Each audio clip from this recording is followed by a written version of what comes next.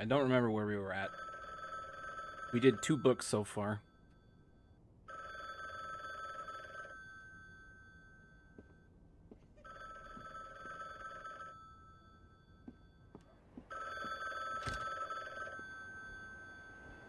R2 to crouch.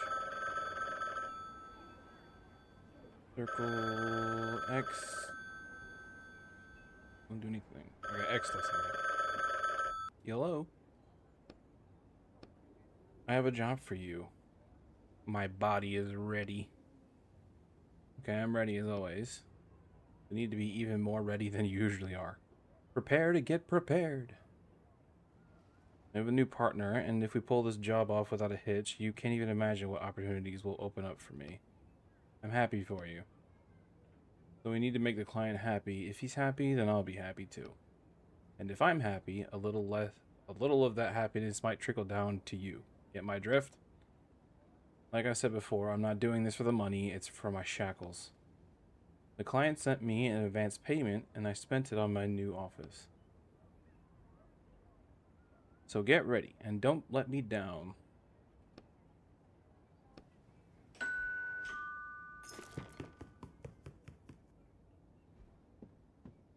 Damn, he ran away.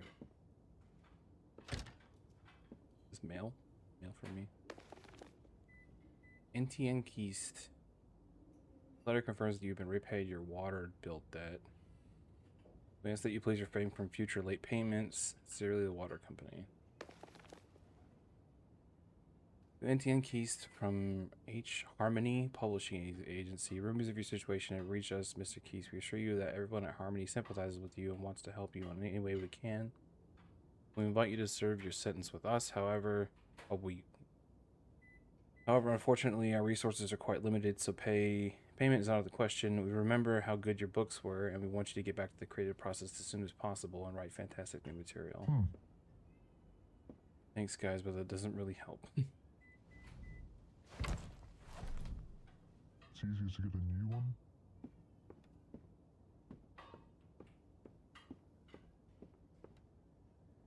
What was the question mark? I hope my knitters won't mind that I made a bit of a mess here. I'll clean up when I finish renovations. Pretty sure the last one we did, I went through with the morally bankrupt version of events, so I got a lot of money.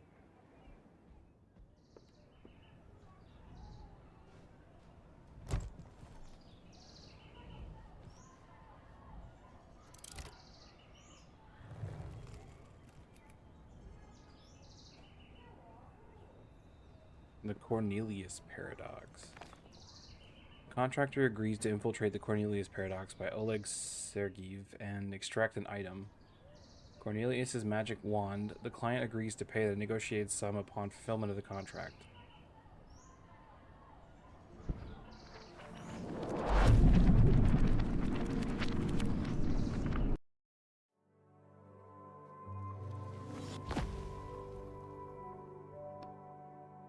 Damn people. I don't think this lady over there noticed me. But this guy definitely saw me land. You there, Roderick? Like always. I figured out how I can convince you that I'm not cold and cruel. And heartless. Well, and unpleasant. And someone who couldn't care less about anyone else. Alright, fine. Keep it down over there. Sorry. Here's my plan. Not only am I not going to hurt any characters, since you've done a good job with that up until now, actually I'm going to help them. All of them. I'm going to help every single person we meet in this book. Sound good? We won't abandon anyone. Sounds pretty suspicious. Oh, come on. I'm a completely different person deep down inside. You'll see. We'll start with this guy over here. Hi, do you need help? Me? No thanks. I'm alright. Oh, that's one less we have to help. I said keep it down. Let's go find more characters. Hold on, what are we actually here in this book for? Oh yeah, I need to find Cornelius's wand. A magic wand? Most likely, yes, and it's a rush order, but I think we'll still have time to help everyone. Okay, but I'm going to keep an eye on you. You're acting really strange today. I won't let you down. Okay. Gotta remember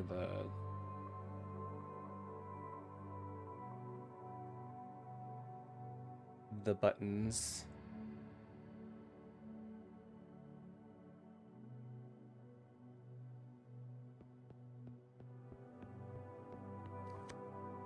A man dressed in a classic modern suit sits unexpectedly on the bench. His outfit seems very out of place in this old-fashioned school of magic.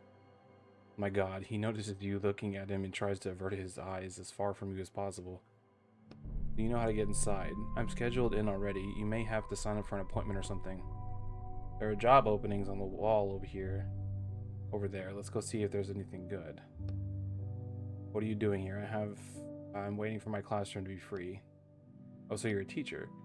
Nods briefly. What do you teach? Table manners?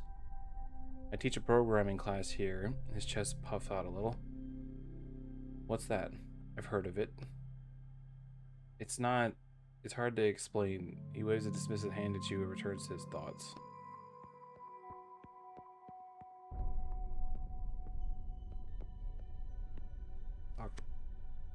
Who are you? What do you want? The receptionist doesn't look at you. Her attention is fixed on the small TV set on her desk. Is there anything I can help you with? You help me? She raises her eyebrows in surprise, but your words are still not enough to draw her attention away from the TV. That's right, I've decided to try and help everyone I meet today. Wasn't that nice? Now I asked you, who are you and why are you here? I came here to help all the characters in this book that I'm going to steal Cornelius's wand. Right.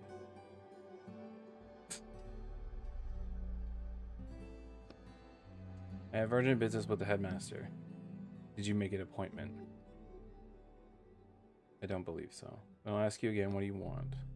You can hear the irritation in her voice, but you don't know if it's because you or a team on the football team in the football game on the TV has just missed a goal.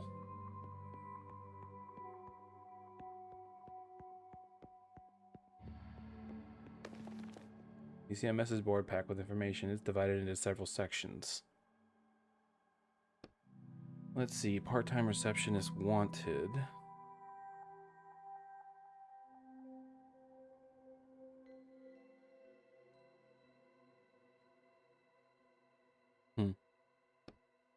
Requirements, female, age 50 plus, not quite a fit.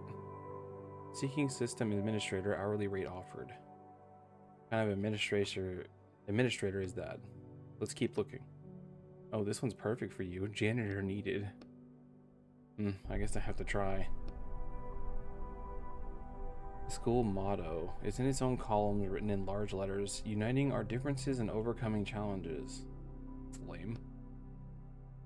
Headmaster Robert Lemontier. Educational license number 0023. Visiting hours 8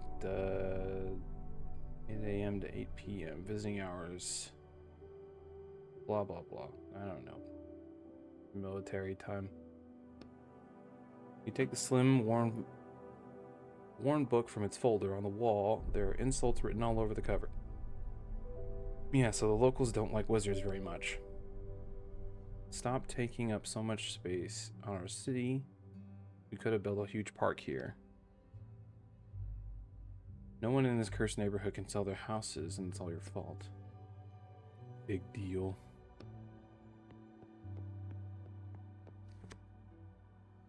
The receptionist doesn't look at you. It's fixed on its small TV on her desk. She wrote a job listing. You're looking for a janitor, and I'm looking for work. Yes, we've been looking. The receptionist rolls her eyes, but finally looks away from the TV and turns to you for the first time. Why are you all wrapped up like that? Is that paper on your face? It was an accident. I'm very sorry. She isn't sorry. The receptionist opens the desk drawer and, with a sigh, pulls out a stack of pink, yellow, green forms that puff out a cloud of dust as she drops them on the desk. Is this going to take long? Name, NTN. Any allergies to cleaning products? Cleaning products? I thought you were all wizards. Answer the question. No allergies. Excellent, you're hired. Just like that? Here's a bucket and a rag. To the right of me, you'll find an entrance to the library. Wipe the dust off of all the bookshelves and then come back here. What about those cleaning products?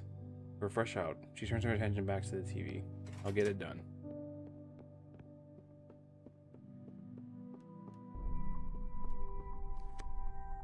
Three crests. These must be the school guilds.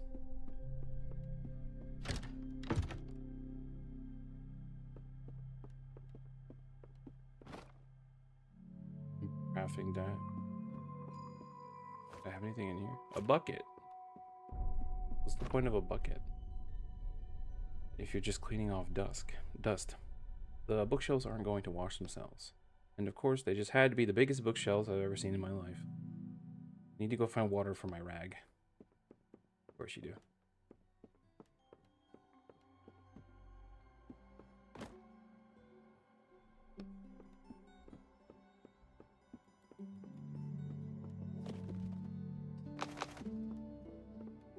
Nice. Oh, more boxes. Old books and boxes.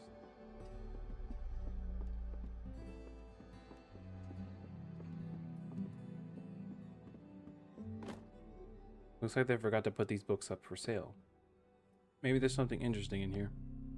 You open the first book and your hand falls on, flinching instinctively, waiting for the jump. But nothing happens. Dampness has made the text completely illegible. Aw. This is a shady part of the building, too damp for a library. I hate to see books treated badly like this. You put the ruined book back on the shelf.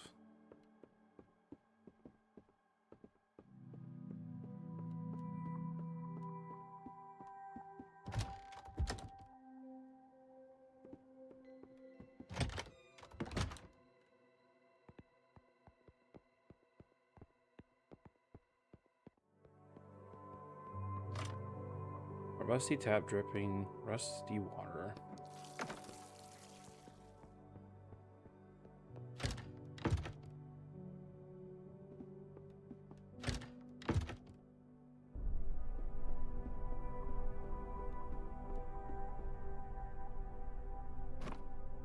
The bookshelves aren't going to wash themselves. This is really the only way to get inside the school. You take the rag from the bucket and wring it out. They don't let just anyone passing by go into the main hall.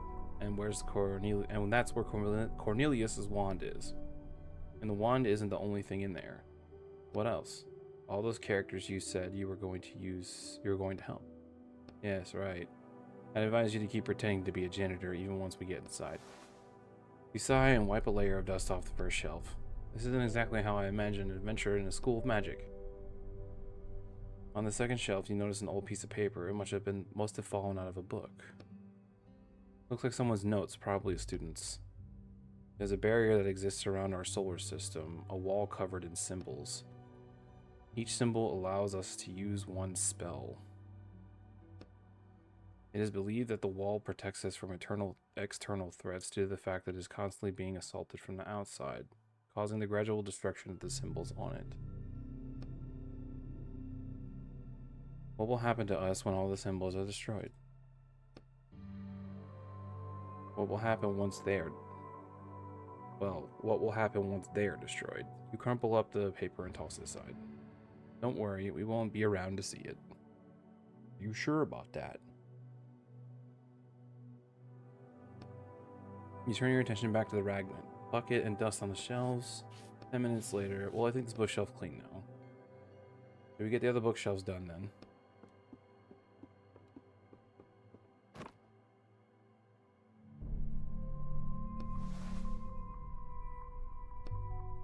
It's boring work and your eyes start wandering over the shelves, coming to rest on an old-looking folder.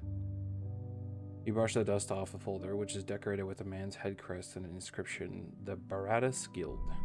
There's nothing but dull documents in the folder, and nothing catches your eye at first, but then you find a handwritten letter at the very back.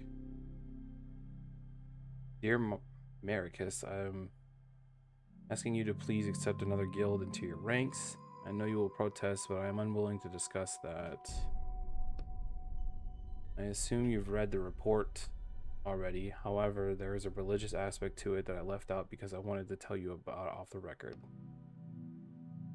They use wizards solely for military purposes. According to their beliefs, wizards must be used their powers to destroy the armies of the enemy, which of course in this day and age is quite difficult. Well, all I'm asking you to do is to pay attention to each of these students, because once they finish their studies, they'll be going straight to the battlefield. Hi, Raven. The Baratus Guild. Okay. You keep cleaning in silence. 20 minutes later. Well, I think this bookshelf is clean now. Then I suggest we get started on the next one. Is there another one? Oh, there is.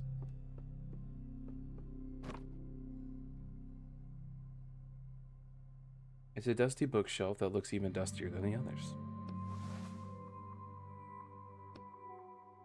There's something scratched into the shelf. These look like runes. Oh no, they're words. It says second shelf, third book from the left. 15 minutes later. Alright, this bookshelf is done. All the bookshelves are clean. We should go tell the receptionist it's done.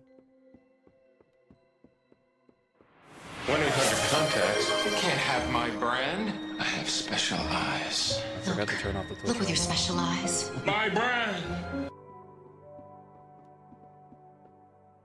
You do that. Why is that on? Who turned that on? Did I turn that on?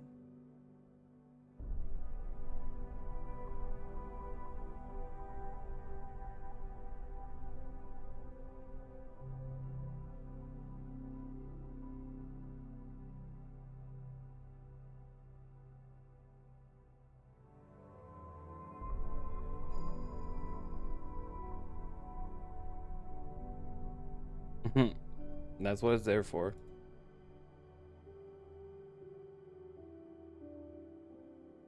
You have special eyes.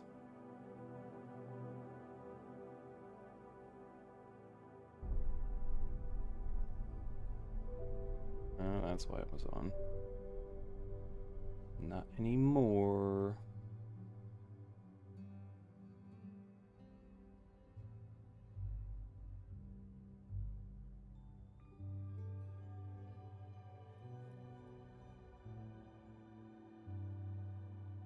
Yeah, I see, yeah.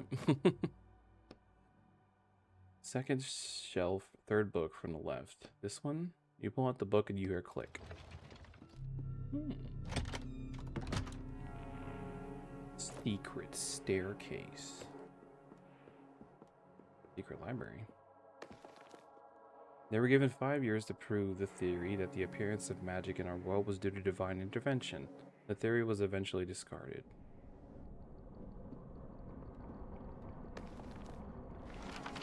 Damp books.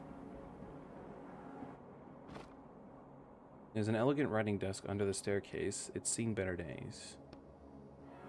There's a small lock on the desk drawer.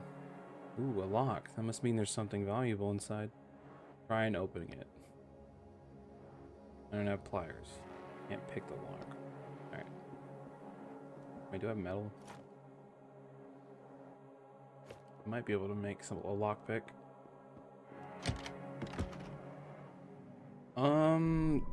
From what I played last time, it's good. Really good. They put a lot of thought into the conversations that he has with the little fairy thing. Lockpick. I need tools. Okay. And one more metal. Gotta remember to go back there. They'll let me in here? No. Let me go talk to her first. Are you finished dusting? All done. We'll see about that. She reluctantly turns off the TV. The receptionist groans as she stands up and goes to check your work. Not bad at all. Happy to help you. Give the Roderick's cage a satisfied glance. Oh. Get going now. You have a new task. I wanted to ask about the wand. No time for that. Go straight to the headmaster. There's a spill in his office that needs cleaning up. Straight down the hall, then to the right. I unlock the door for you.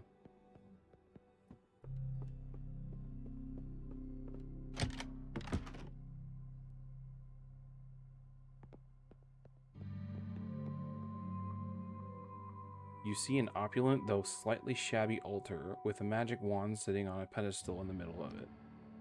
I didn't think we'd get to it so easily. What? That's Cornelius's wand. The one you were supposed to find, remember? Oh, right. Well, I guess I'll just have to help the characters in the next book. There's nothing but a thick glass pane separating you from the wand. A heavy lock hangs below the panel to keeping it shut. There's not a soul in the hallway. You can hear some people arguing loudly behind the door on the right. You continue scanning your surroundings, and you eventually notice the surveillance camera watching you from the ceiling. Okay. Is that thing working? Wave at the camera. The thing is watching us, recording everything that happens. Do we care if it records? I think you should break the glass, grab the wand, and get out of the book already. What's the holdup? The wand looks old, and the paint on it has started to peel in places. It's giving off a slight glow and a low hum. Why would I tug at the lock? I've never seen a lock like this before. The hole looks more like a spiral. I don't think a lockpick would work on it. Just break the glass. I don't want to make a lot of noise. What's gotten into you today? You're being so cautious. I told you I'm not really a bad person. Hey, are you our new janitor? You see a middle-aged man in the doorway. Yes, I'm the janitor. I'm the one who called for you. Come into my office. He opens the door wider. I really think we should just break the glass and grab the wand. The man starts to reach for his belt where his wand sits in a holster. Come on, smash the case.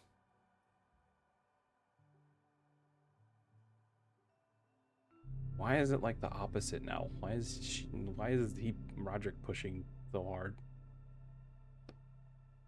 Can you not hear me? Sorry, I was lost in thought. That wand is just so gorgeous. The man slowly lowers his wand and silently waits for you to walk over to him. That dude would have killed my ass. God, I wish I could take wizards seriously. Like, nothing is less threatening than someone pointing a wand at you. Come in, come in.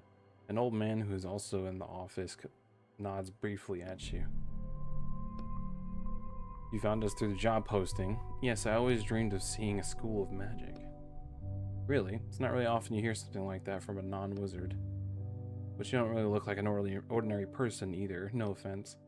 Anyways, we have a few stains to clean up here. Our former headmaster spilled a potion. He slightly accentuates the word former. I only spilled it because you distracted me. Don't pretend it was my fault. The old man seems sincere in his claim. It doesn't matter. In any case, clean it up, please. Returns to his work.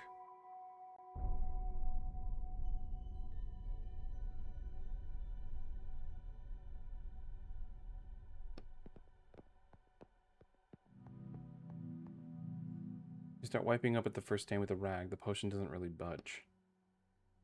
I heard you plan to sell everything from the geomancy department too. The geomancy symbols were shattered last year. Why would I bother keeping all that? Why indeed, that's our history. Let history stay in the past. He turns his attention back to his work. The stain is finally gone. You can start on the next one. The second stain is bigger than the first, and someone has already stepped in it, spreading the potion all over the floor. First cleaning bookshelves, now cleaning the floor. What's next? The toilets? Just keep going and get it done. Once you finish, we'll go back to the wand in the hallway. That wand you have out in the halls is so interesting. The old man starts breathing angrily and sends a vicious stare your way. The headmaster pauses for a second. Indeed, enjoy it while it's here. What do you mean, while it's here? The headmaster tenses up, seems like he's about to make a very painful decision. Oh yes, by the way, I wanted to warn you, Maricus. We found a buyer for the wand. He tenses up again after he speaks. Is he talking about your client? I don't think so. The old man drops his teacup on the floor and it shatters, splashing more potion onto the floor under the desk. You must be joking. Put the symbol of our school up for sale. I actually put everything in the school up for sale. No one wants to buy most of the old junk, but a few people from the capital expressed interest in the wand. How could you?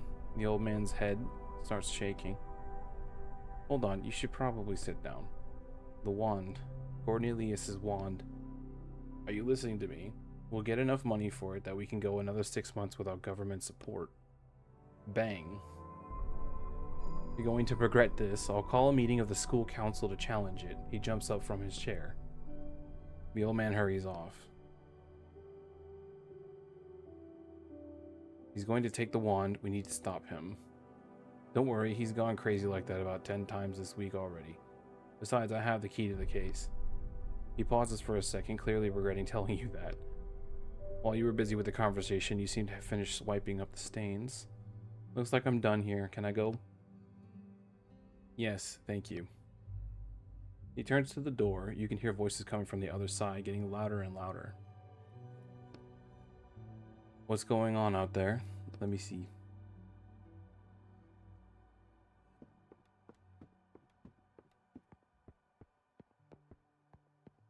No? No key? Alright. I'll take that. All sorts of junk with tea spilled on it.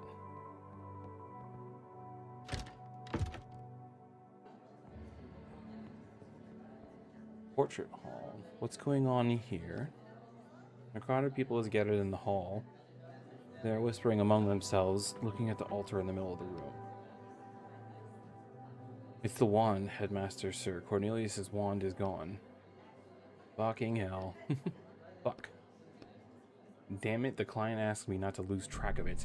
I told you. Everyone looks at you, not speaking. Alright then. He turns to the gathered crowd, who saw at last. I think it was you, right, Sir Maricus? You left the office, and then you must have walked right past it. But it was there at the time. As if we can take your word for it. Do you have any reason not to believe me? Indeed, especially when it comes to the theft of our school property. You think I don't know about your secret stash under the library? The only one stealing here is you, giving away our heritage.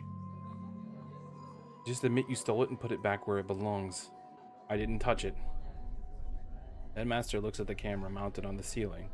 We'll see if that's true, but for now, take note. I'm ordering a total lockdown of the school. No one goes in or out. All the teachers are present, and you as well, ma'am. He nods to the receptionist. And you too, he quickly points at you. But definitely not you, he points at the former headmaster. All of you are searching for the wand. Yes, sir. Everyone indicated responds as one. Yes, sir. You're a little slow to speak and it sounds silly. Alright then, everyone, get to it. I'm going to check the surveillance camera footage, but that will take some time. I'll be in my office. If you so much as try to leave the school, I'll have the police after you. The police going after a wizard is crazy. I'll be in my office. The crowd disperses. So now what do I do? We're going to find the wand. You furiously straighten the collar of your coat.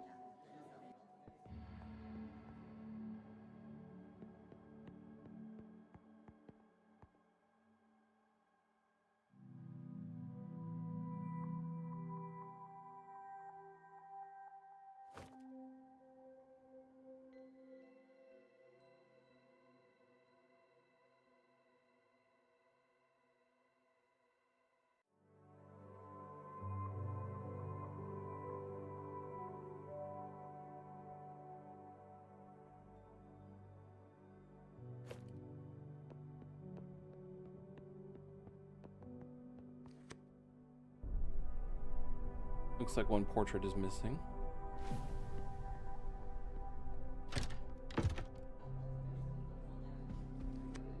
Stop right there, criminal scum.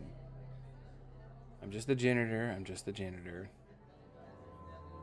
I'm just the janitor.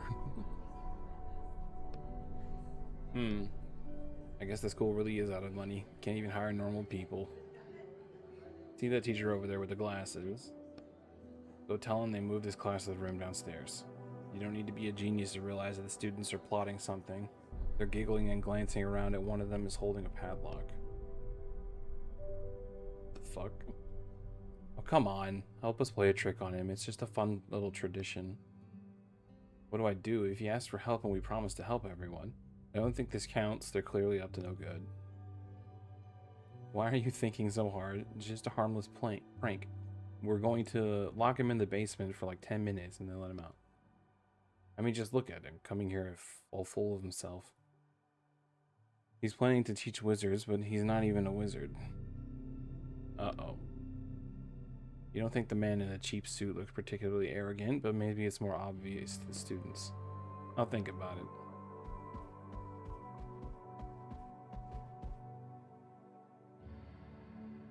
You see a tall, smiling body in front of you.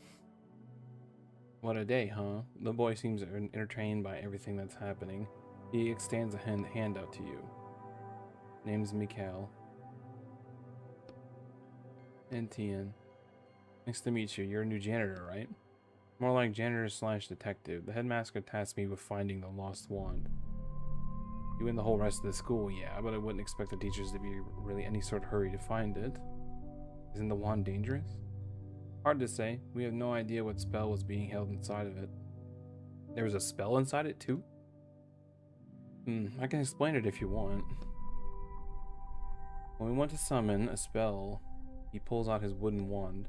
We speak the name of the sign which draws the spell into our wand. Veritas. His wand starts glowing very faintly. Now I can use the spell at any time just by flicking my wand.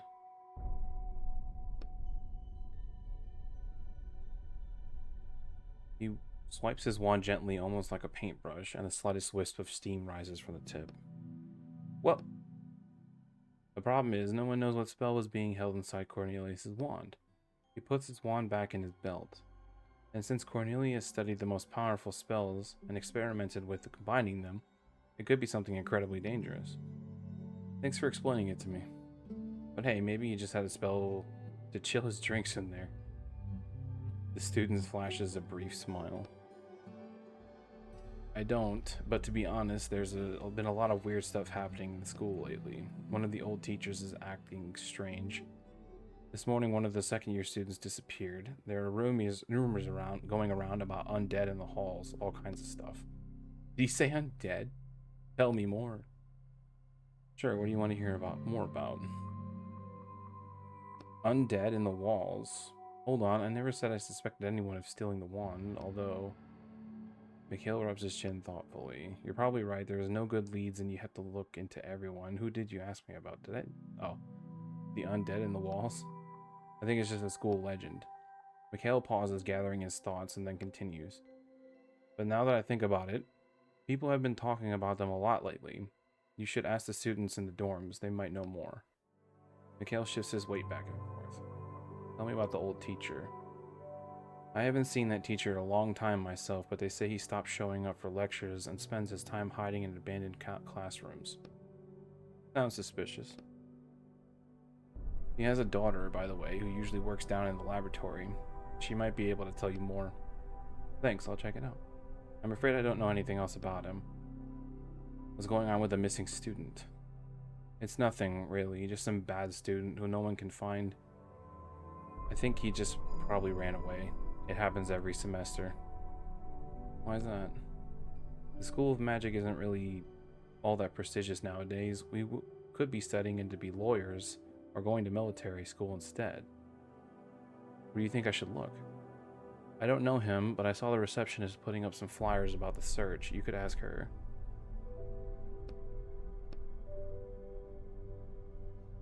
Did you find out anything else? Anything else?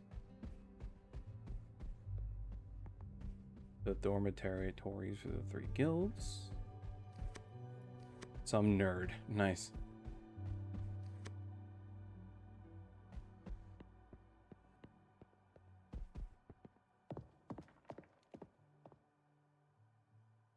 What are you doing? Peeping around or some shit? The fuck?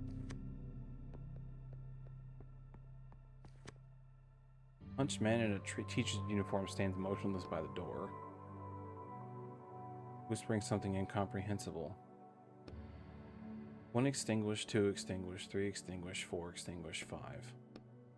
1 extinguished, 2 extinguished, 3 extinguished. Are you alright?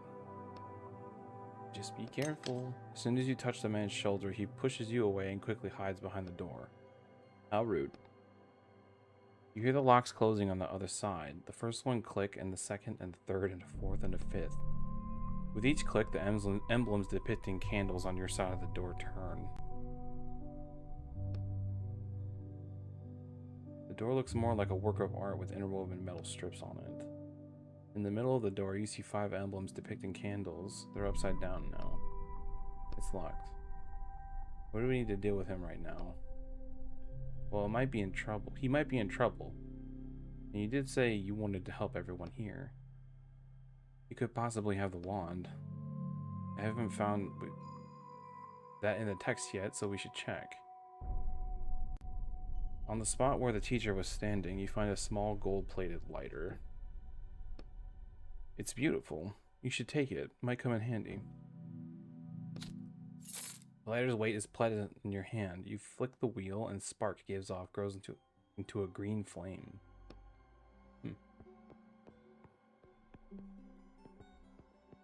A lot of doors. Headmaster's quarters, huh? This briefcase has to be here for a reason. Old habits die hard, huh? Decided to steal the headmaster's papers. Call it writer's intuition. There's something important inside. Not every prop is Chekhov's gun. You try to force the briefcase open with your bare hands, but it makes a traitorous creaking sound. Shh. You want the headmaster to hear you. Damn. Do I even want to talk to him in here? The old headmaster is digging through the papers on his desk and doesn't want to pay attention to you. Did you steal the wand? Nonsense, why would I do such a thing? You didn't want the wand to be sold, and so you decided that was the best way to protect it. Look out there, he points out the window. You see a densely populated city full of tall buildings that almost block out the sky. High up in the sky above you, you can just barely make out lines that look like symbols. Those are the signs. And yes, they're written there for us. He places a hand on his chest. Not for them, he indicates to the city. Huge letters in the sky that shine for us. But now he clenches his fists. They're trying to bring us down to the level of ordinary humans, to their level. It doesn't matter if it's the wand or the books or even our damn quill pens. I don't want to give them anything. Because we were made for great things, he prods at his chest, and they were not. So you're just fucking racist, alright? This was our world, he pounds in his fist again at the desk. The headmaster turns away from you and continues digging through the papers on his desk. What do you know about the undead in the walls? It's an old school legend, they're just made up. Made up creatures, there's been talk a lot of them recently.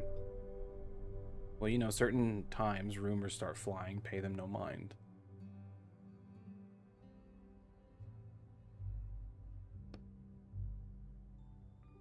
The headmaster turns away from you and continues digging through the papers on his desk.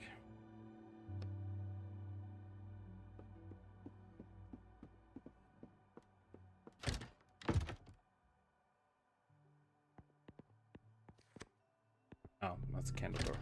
Whose quarters is this? Teacher's quarters. You got anything on the shelf I can take? Table. Thank you. Hello. The wizard glances up at you quickly. Are you a teacher here? I teach the first years the sign alphabet.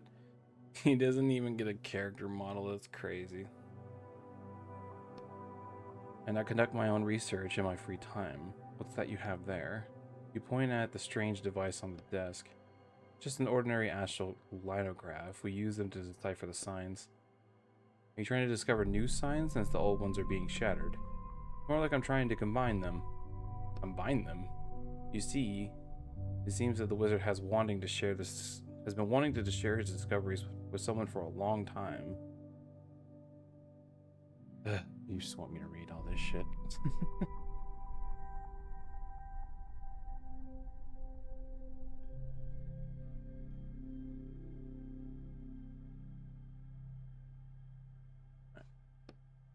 The signs are on the barrier, and I insist it be called a barrier, not a wall, because the primary function of these structures is protecting the outside The world inside from the destructive force outside.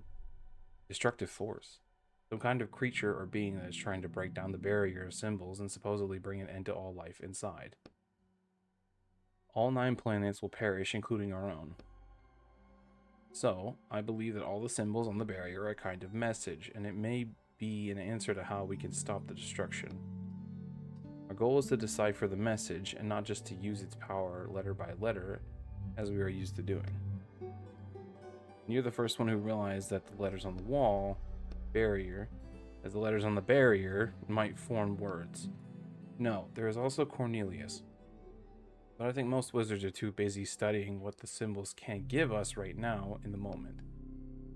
The long-term effects and tasks have always just passed off to the next generation. I just so happen to be looking for Cornelius's wand. Have you heard about his disappearance? Its disappearance. Yes, Cornelius was the last wizard I can remember who was interested in the meaning behind the symbols. But I was never able to find his work, and his wand itself has no inherent value. It's a paradox. Yes, I've heard of it, the Cornelius paradox. Shut up. The wizard nods respectfully. And what have you managed to find out? Firstly, that the radius of the barrier available to us is not all that big. We only see a small portion of the symbols. The sun alone blocks half our field of vision, and all the symbols behind the -1 degree can't be viewed without going blind. It's possible that the creators of the barrier were expecting all 9 planets to work together to decipher some kind of message. But despite all these difficulties, I have been able to decipher 2 words. Wow. Property of... is that all?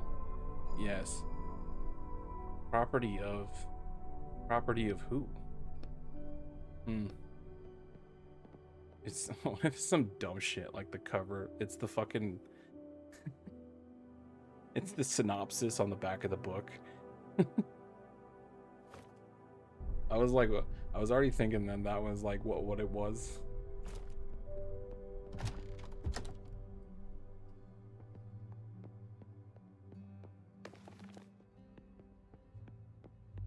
Classroom.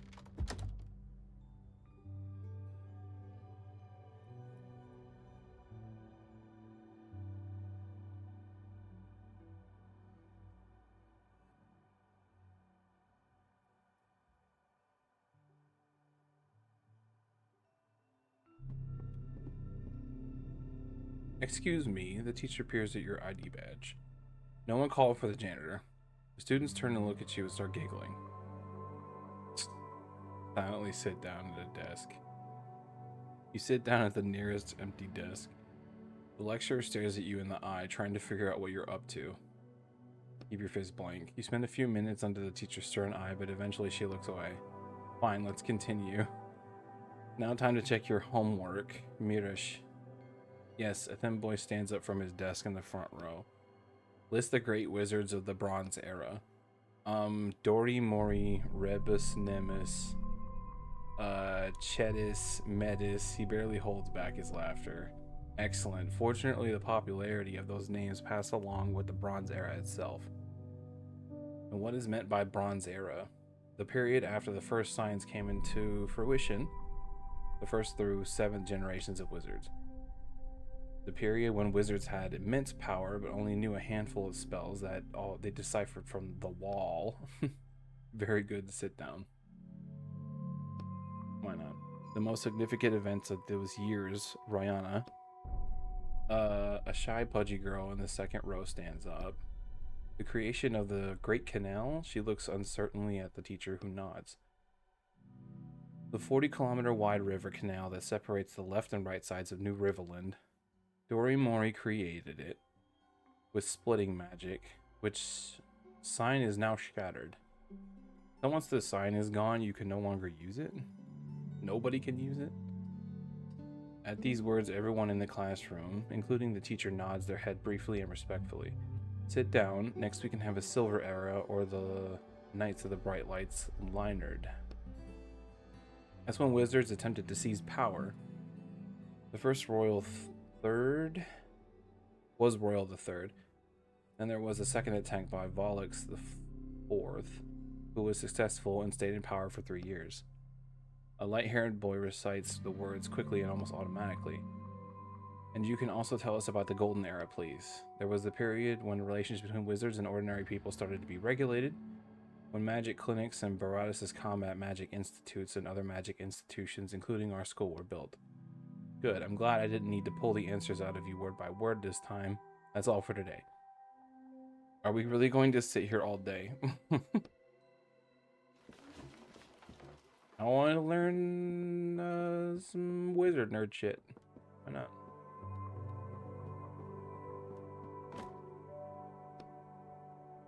Stealing from teachers? Why not? If the drawer is closed, there must be something useful in here. Yeah, probably students' homeworks or something. God damn, everything is locked here. Attic. Another locked door. Kids got anything good?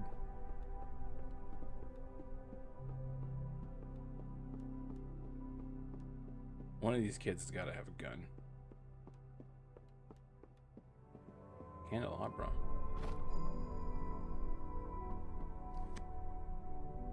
Candlestick holding an unlit candle catches your eye. Look at the candles on the toilets. What the hell? Look at the candle, looks like the ones we saw on the strange teacher's door. You flick the lighter and the candle starts burning with a green flame. Impressive. Let's go take a look at the door and see if anything's changed. I still don't have enough craft. A lockpick.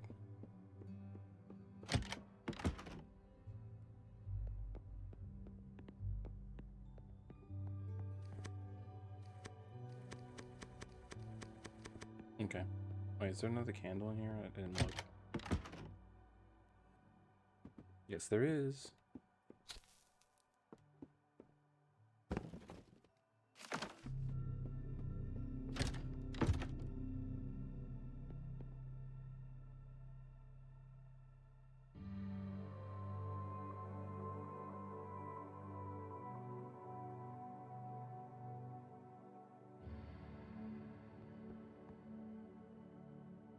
Seems like it's working.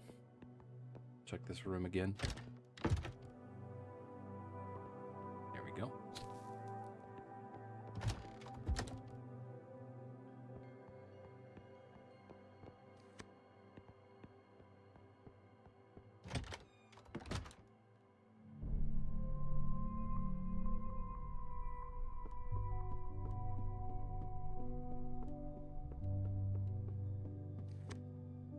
Late to the very first lecture.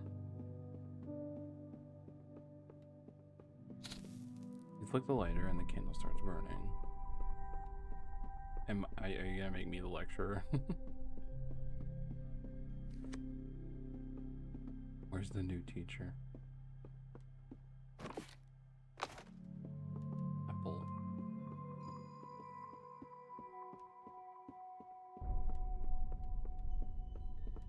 Okay, so I can't do that.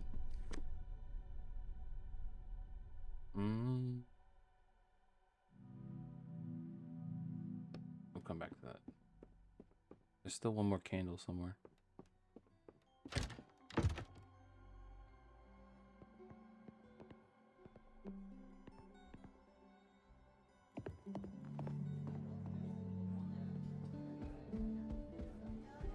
Is this the new teacher? I remember you. We met by the entrance. I see you managed to get inside. Oh yes, you're that teacher of something... ramming?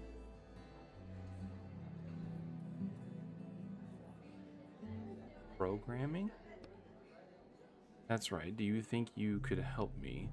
My class is starting any minute now, but I can't find my classroom. Everyone keeps pointing me in a different direction. Try the second floor. Oh my, are you sure? So many people told me to go to the basement. Trust me, you'll definitely shouldn't check the basement. Teacher looks over at a nearby group of students. Alright, thank you then. I'll see you around. You nod, taking your eyes off the group of students, who now look quite annoyed. Fuck them kids. I'll go down here though. Will they fight me? They're definitely gonna lock the door, right?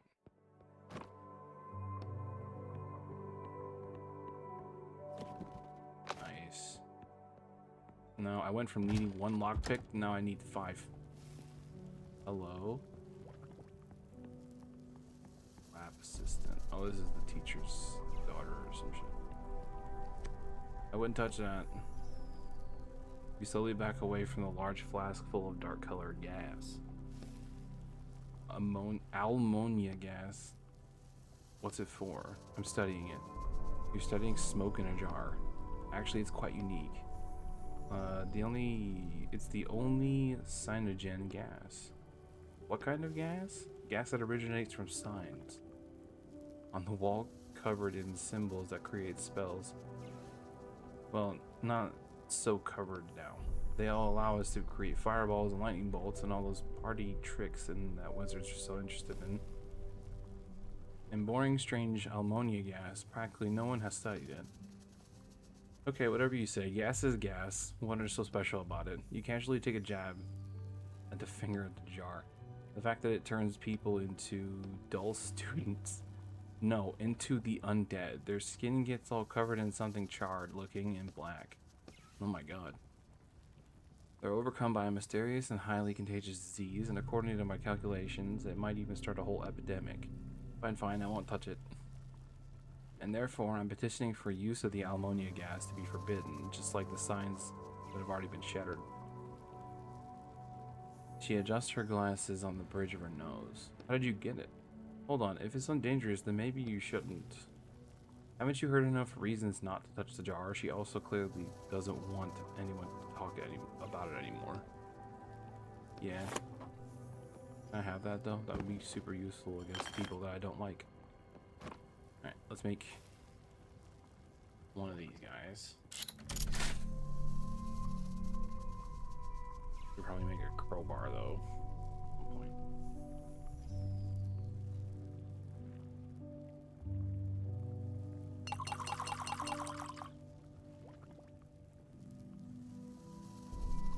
I don't think. Shit. Sorry, the laboratory is occupied right now. She turns to you and freezes. One third of her concern is at your behavior. The other third of it is at your appearance. But there's something else there underneath. I've been tasked with finding Cornelius's wand, and I wanted to look around here. Are you alright? Sorry if I scared you. No, it's fine. She turns around and pretends to be busy with work, but her hands are shaking slightly. You know anything about the missing wand? Well, what? Cornelius's wand. It was stolen today. Oh no, I don't know anything. Her hands start shaking even harder. Stop pushing her. Fine. Listen, I can see something's worrying you. Maybe I can help? I won't tell anyone. You can trust me. The girl turns around and looks at you. Her eyes are full of doubt. One of the teachers here is my father. He's been acting really strange recently. I'm worried that he got caught up in something bad. I found him upstairs in the hallway, but he locked himself in his office. You need to get in there before he does something that can't be undone. You know anything about the locked door with the candles on it? It's an old stealing trick. Somewhere nearby there should be candles to light, but you need a lighter that belongs to whoever placed the seal. Like this one? You showed a lighter that I picked up after the teacher fled. Yes, the door should open once you light all the candles. It seems like a huge oversight.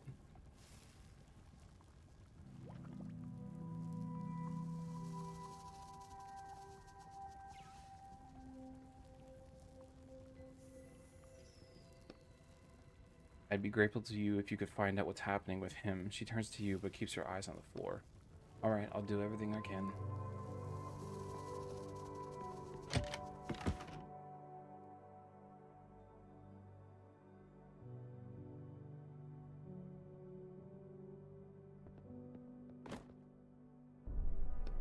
I need keys.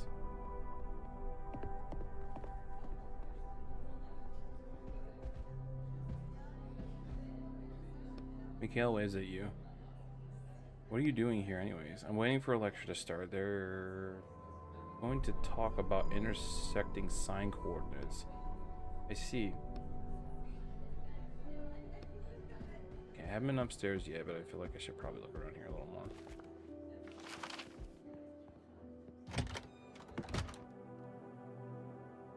Okay, I have been upstairs. I take it back.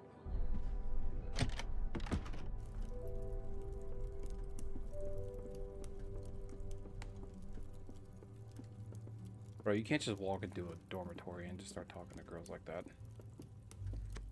The girl shrinks back into her bed. Your appearance seems to frighten her. Are you afraid? I'm just the new janitor. I'm looking like this because I never ate my porridge as a child. Never listened to the grown-ups. The girl lets out a tense giggle. Ask about the undead.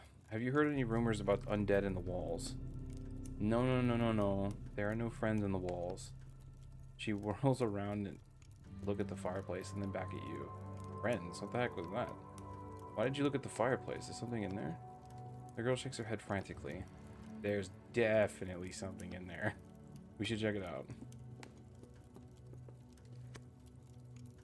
The heat from the fireplace assaults your face. It's so stuffy in here. It's summer. Why would the fireplace be lit? An ordinary fireplace. Above it, you see a symbol that looks like a lion. I wonder what that means. Angry flames burn in the fireplace. The papers on your head start to curl up from the heat, and the sparks are flying dangerously close to you. You can't see anything beyond the bright flames. You can't make out anything through the bright flames, but you suddenly hear far-off voices. What's this? How did they get here? There's someone there. Hey, can you hear me? Silence. All you hear is the pop and crackle of unburnt firewood in the fireplace. I don't know how, but we need to get inside. Angry flames burn in the fireplace. I happen to have a water bucket. It's just a fire. You have a bucket of water. Put two and two together and you have an unlit fireplace. A stream of murky water flows straight into the middle of the fireplace. The flames spark and hiss, but don't go out. It's as though the fire is absorbing the water with no consequence. Is this a gas fireplace? A what? There's clearly something fishy about the fireplace. I'll give you a hint. There's a spell on it. You can't put it out with water. Well, what can I use? Actually, anything you want as long as it's not water. How about a fire extinguisher? A who? Never mind, I think there's one in my building. I should go back to reality and check.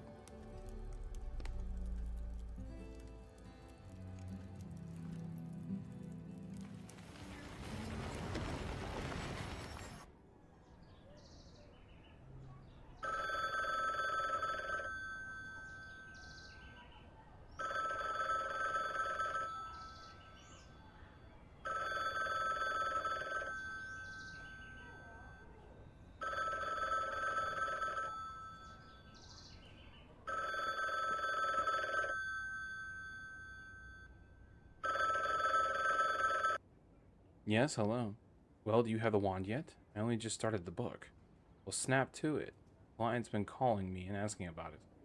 Why such a rush? There's a lot of money at stake, Walker. A lot. Alright, I'll try to speed things up. Get going. So, already established, I believe, that time moves the same speed inside the book as it does...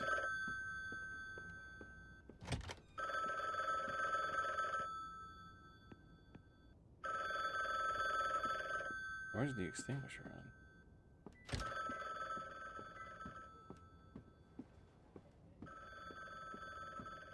Just gonna ignore the phone call, honestly.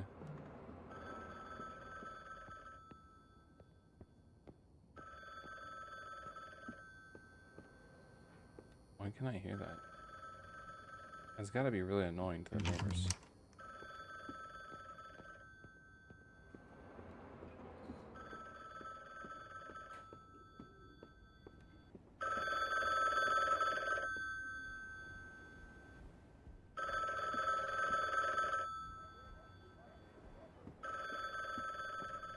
Do I have a fire extinguisher? Are you sure about that? Stop calling me. I'll get you your wand, just leave me alone. NT and Keist? Oh yes, that's me. Mr. Keist, I'm calling from the Writers Police Department. Were you notified that you would be contacted for questioning?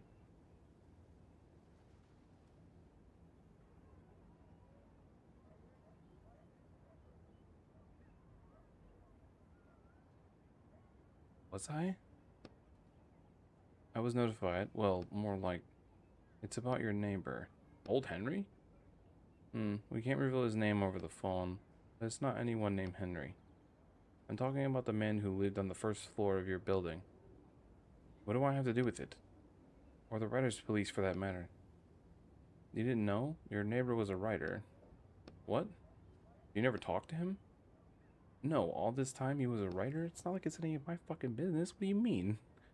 He recently finished working off his sentence and became a free writer once again. However, a few days ago he was found... I think it would be more appropriate to discuss these details in person. When are you available for a visit? I don't really have time for that right now. How about noon tomorrow? That works. We'll see you then. Is he dead? Where's the fire extinguisher? Why is the boiler in the bathtub?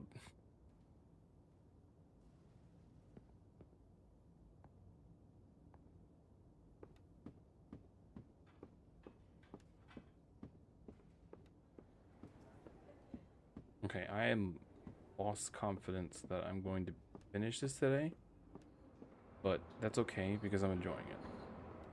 So I might do 2 chapters today depending on how long it takes, because I think I read that there was about 6. What happened here? They died. Writers, police.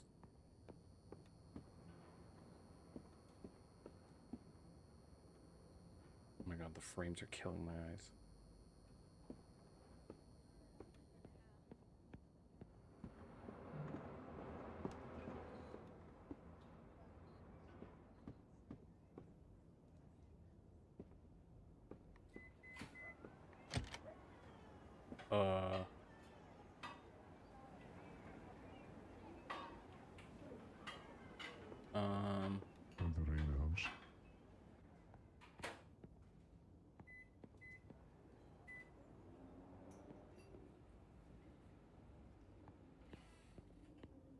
Renovations in my ass.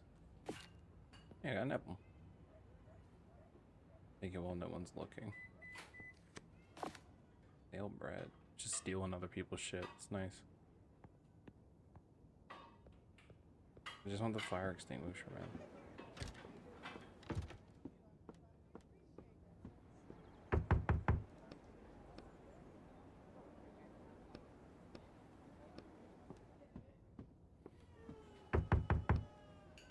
A little sorry to bother you. Need a key to the storage room. Please, I can hear that you're in there. Need the fire extinguisher, but it's inside a locked case. I'm trying to help you too. Time is running out. We're all going to burn alive. What are you shouting about? Oh, hello.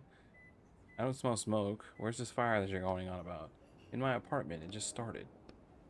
I'm not lying. I think something happened with the wiring. You want me to wait around while my apartment burns down? Then will you believe me? When the flames spread into the hallway and your apartment catches fire too? Alright, you don't have to yell. Just bring it back later. A fucking dick. Every item I've grabbed so far has forced like a interaction with the neighbors.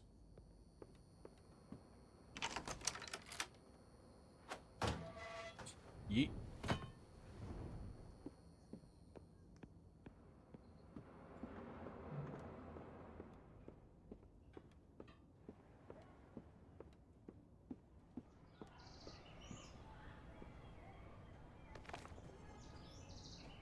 It certainly expands the universe, but new books in this series are published so rarely that the expansion seems more like a mockery. However, I must admit I am intrigued.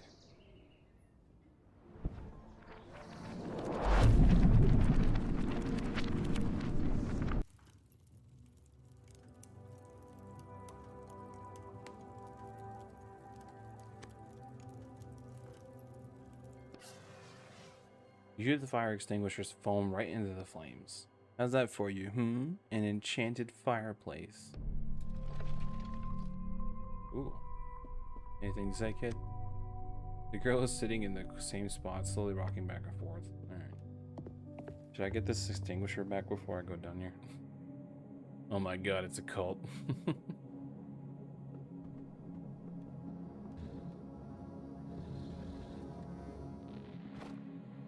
Next to the old bed is a chest covered in a thick layer of dust. Why not? It's dark in here, but that's not a problem. You can open the lock with by the sound. You work the lockpick into the hole and the lock opens with a click. Nice. I'll never use that. Who the heck are you guys?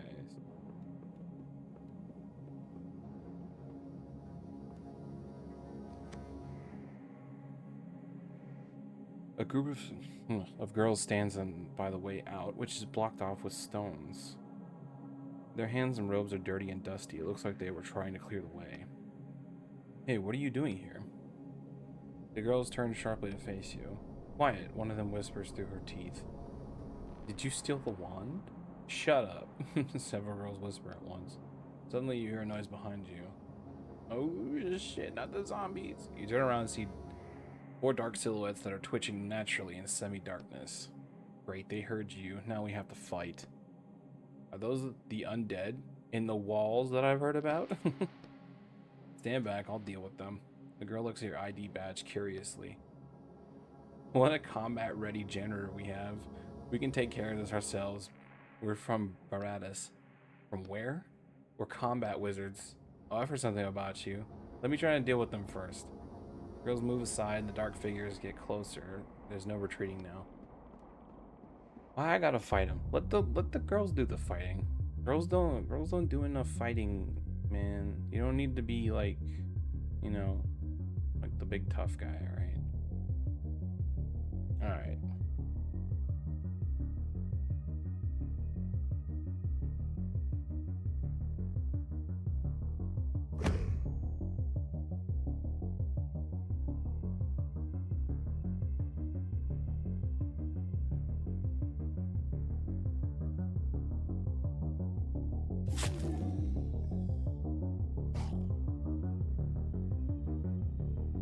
Get whiffed, fool.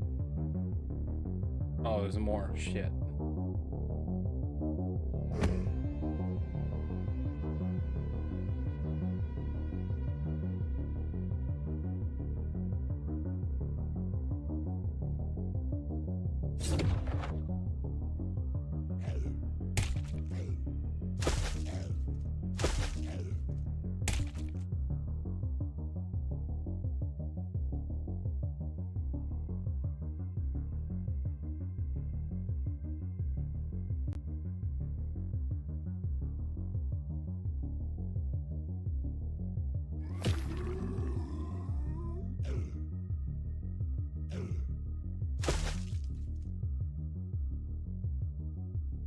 Why? Oh, they're.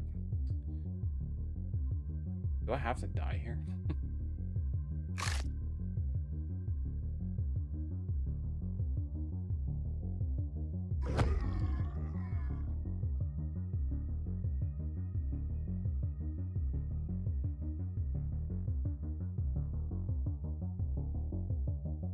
I have to kill all of them at once. Is that what it is?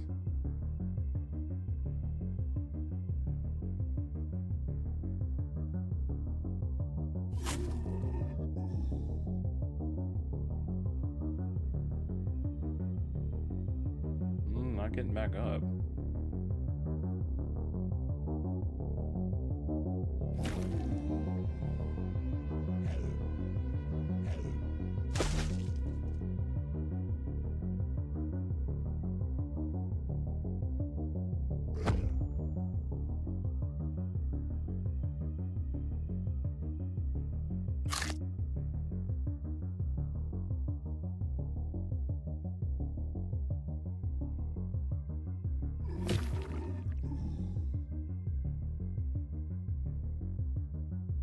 Okay, so they just had a set amount of life. I got it.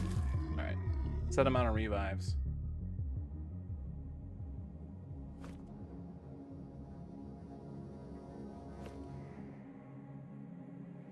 Wait, where's my healing? I didn't eat the bread. Where's the bread at? Ladies. The girls look at you with interest. Not bad. We would have been able to fight them ourselves. What happened here? That crazy girl brought us here to check out the abandoned classrooms, and then she locked us in. Then these undead started coming out, but we, unlike some people, know better than to go around yelling. And they didn't notice us. I think we need to have a serious talk with that girl upstairs. We do too. She cracks her knuckles. Did you steal the wand? The wand? Of course something's interesting happens while we're stuck down here. So someone finally nabbed Cornelius's wand. Yeah, someone nabbed it.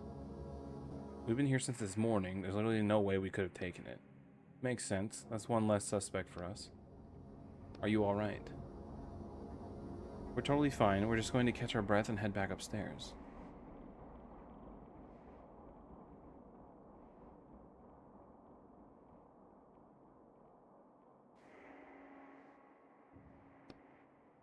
Don't hang around here. There might be more of those things. Alright then, don't hang around here too long. I need to get back to searching for the wand. Okay, see you. Can I see the door? Block off the door? Hell yeah. Anybody else? No? Okay.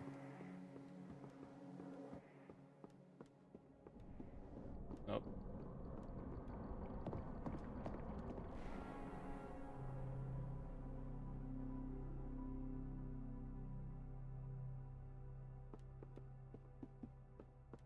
Are you crazy? The girl is sitting in the same spot, slowly rocking back and forth. Tell me what happened. The girl instantly burst into tears. I just wanted to feed my friends. Feed? Friends? Did I hear that right? She wanted to feed those girls to the other creatures? I found them in an abandoned dormitory and they didn't do anything bad to me. I just wanted to do something to help them. Help. Wait, hold on. These definitely aren't the characters we should be helping now. Did you use Cornelius' wand to raise the dead? What? Wand? What are you talking about? Cornelius' wand. The girl looks at you in confusion. Another bad student who doesn't even know anything about her own school. Never mind. You wave a hand at her and turn around. It seems like she's not our client. Let's keep looking. I think the girl will be fine. Where are you going? And what happened to the girls downstairs? Oh no, they're all dead or some shit. They're alive and really angry. If I were you, I would hide. The girl doesn't answer.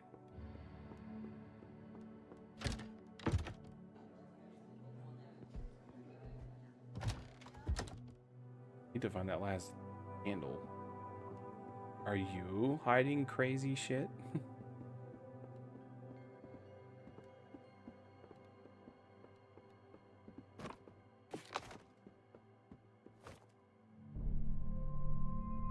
Oh, I'm full health already.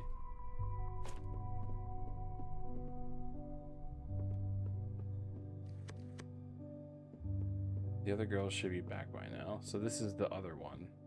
So this is the dorm where those girls came from.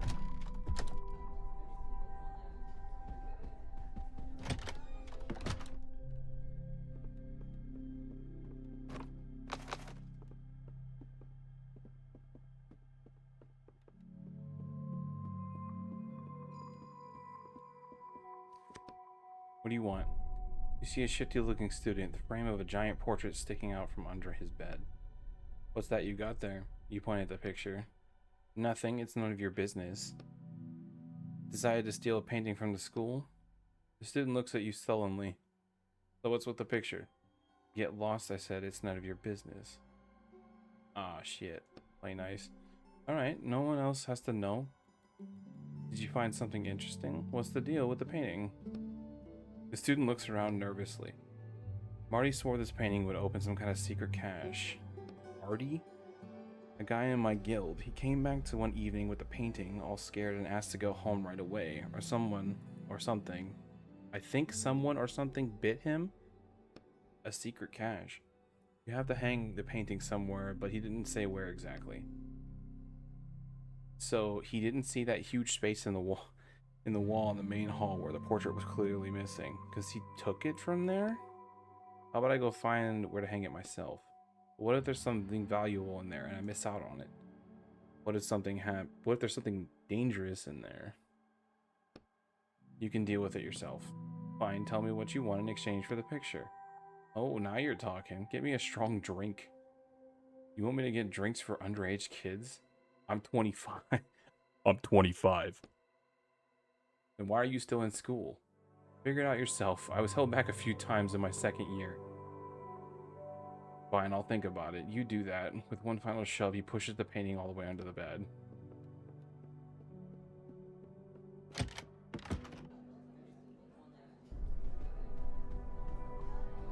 A strong drink. You can... Oh, shit. What the... I did not talk to you. What do you want? Hey, how's it going? Have you found out anything yet? This kid is the one that stole it, right? Like, it's kind of obvious. I found out about the undead in the walls. Oh yeah? Did you learn anything? They really do exist. This one girl made friends with them and she tried to feed them to some of the other girls. What? That was my reaction too. What am I supposed to do about that? I thought people might have been exposed to ammonia gas. He trails off deep in thought. I'll tell the headmaster about the girl and the undead. I'm sure they'll be interested to hear about that. Thanks. At least we have one suspect less now. Did you find out anything else? Leave me alone, kid. Why do you need to know these things? I need a really strong drink. I still don't have a key.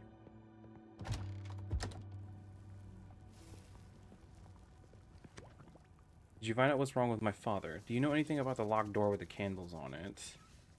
What do you know about maid wizards? They're the dumbest people imaginable. Why are you asking? You should live with what you're given. Why even mess with magic if it's not meant for you? I don't understand those people. These people are racist. Mm-hmm. You know anything about the locked door with candles on it? She already answered this. Yeah. Can I have this? No. Oh, I can't make another one. Oh, you can only make one. Alright, that's cool. I need one more piece of metal.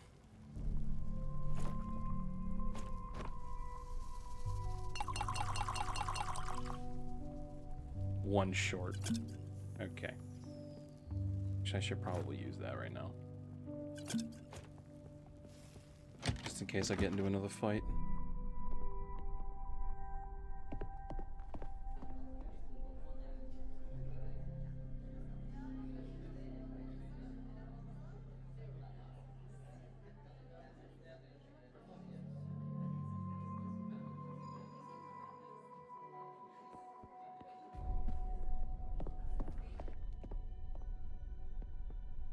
Oh, hey, it's the dude. Let's see, I think this is the room. He checks the papers he's holding one more time and then goes into the classroom. Bye. Did I get a candle in here? I did. We'll come back in a second.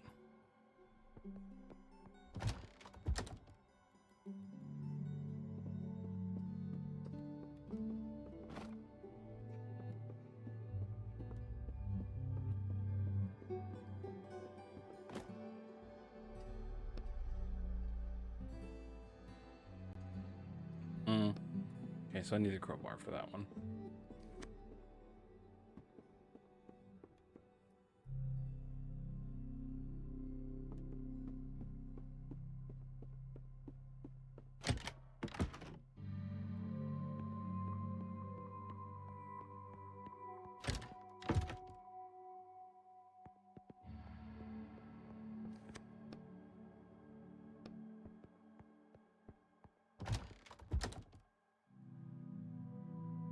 Where's the fifth candle? Is it in the hallway? No. Not in this hallway anyways.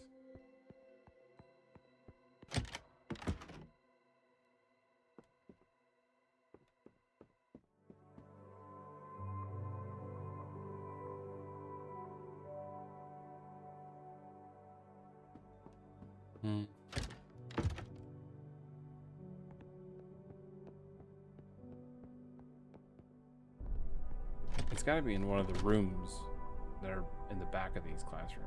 Right? Pardon me, are you here for a lecture too? Oh, it's you. You're the janitor, right? Have a seat if you'd like. We just started. Why not? Let's continue. Where did we leave off? You said that there's a huge potential inside us, and we need to realize that potential by becoming programmers. And I argue that there's no way for you to know what kind of potential is inside us. Right, and you said it's like the Cornelius paradox. I'm not familiar with the concept. Cornelius's wand, the one that was stolen today, it's charged with... Hey, let me explain. I was the one talking to the teacher in the first place. Don't interrupt me. Please, I'm willing to listen to both of you, but since the young lady already started, let her continue. The one is charged with a spell, but no one knows what the spell is. Maybe it heals every illness or makes everyone immortal. Or kills everyone. The wand is incredibly powerful, but also entirely useless at the same time, and no one dares try to use it to see what magic is held inside of it. That's the Cornelius paradox. That may be relevant to our topic today too, but if I was in your position, I would be more optimistic. One of you turns out to be charged with a spell that's not quite as useful as the other spells. Many doors will still be open for that person in the outside world. Programming is a new language that we'll all be speaking very soon, and those who don't know it will feel like outsiders in society. This is the teachers all telling you that this is the exact scenario, like being programmers and is like the future, and then you go get a degree for it, and now nobody has a fucking job because of it. That's nothing new for us. Someone in the middle of the room calls out. A few other students chime in, agreeing with him. I understand, but it's one thing to be an outsider and have the ability to rely on your magic. It's another thing to find out yourself in a world that you don't understand at all and have to face it alone. For the record, everything that I've learned about computers, I've learned outside of a college course. So, I'm not saying you don't need it, but nowadays it's a lot easier to learn by yourself. To this end, he opens the folder in front of him. We're planning to start holding elective classes at your school that will help you to transition into this world. However, if I understand the laws here correctly, this will need to be approved by both your current and former headmasters. And I wouldn't count on it happening. A few students laugh. Our last headmaster doesn't really respect this technology of yours. Yes, I've met with him. The new city administration plans to reduce the power held by the School of Magic headmasters. So I don't think he'll be a problem. Well, that's all I have for you right now. We'll see you soon in our first transitionary classes. Sparse applause fills the classroom. The students start to disperse. Oh, you really fumbled that, didn't you, bro? Wait, what's at the desk? I have this stuff. Please. Please. Thank you. Any more desks? Any more stuff I can steal? Please? No? Okay. That's fine, I didn't want it anyways. The teacher thumbs through his folder of documents. You again. Did you enjoy my lecture? I didn't listen. Did you steal the wand? You, someone who hates wizards, showed up at the school, and the wand went missing the very same day. Pretty suspicious. Hold on just 1 second now. First things first. Why should I have to explain myself to the janitor anyways? Because you can't even shave your own face. His character model on the screen behind that desk kind of looks like Bruce Wayne. He's gonna kick my ass. The headmaster put me personally in charge of the search. Is that so? And why do you think I hate wizards? You're not a wizard. Everyone who's not a wizard hate wizards. For your information, my grandfather was a wizard.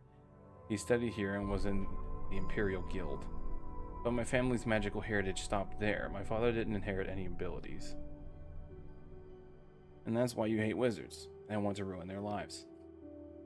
Not at all. In fact, that's the reason why I decided to do something far more important than study programming. He sounds annoyed.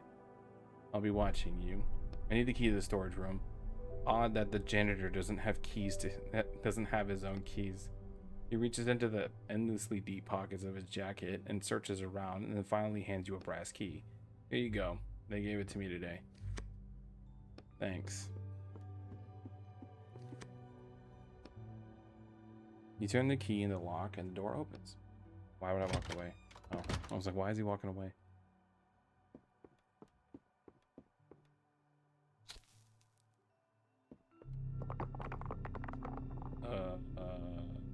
Diagon alley.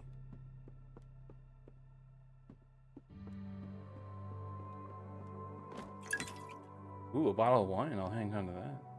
I was wondering, could you avoid spending money on food in the real world since you can eat and drink in a book? Like I said before, everything I take out of the books doesn't last, I remember. Would you be taking the food out of the book inside you? It still works the same way, it just dissolves inside me. Which doesn't feel particularly pleasant, by the way. So you've tried? Only with alcohol.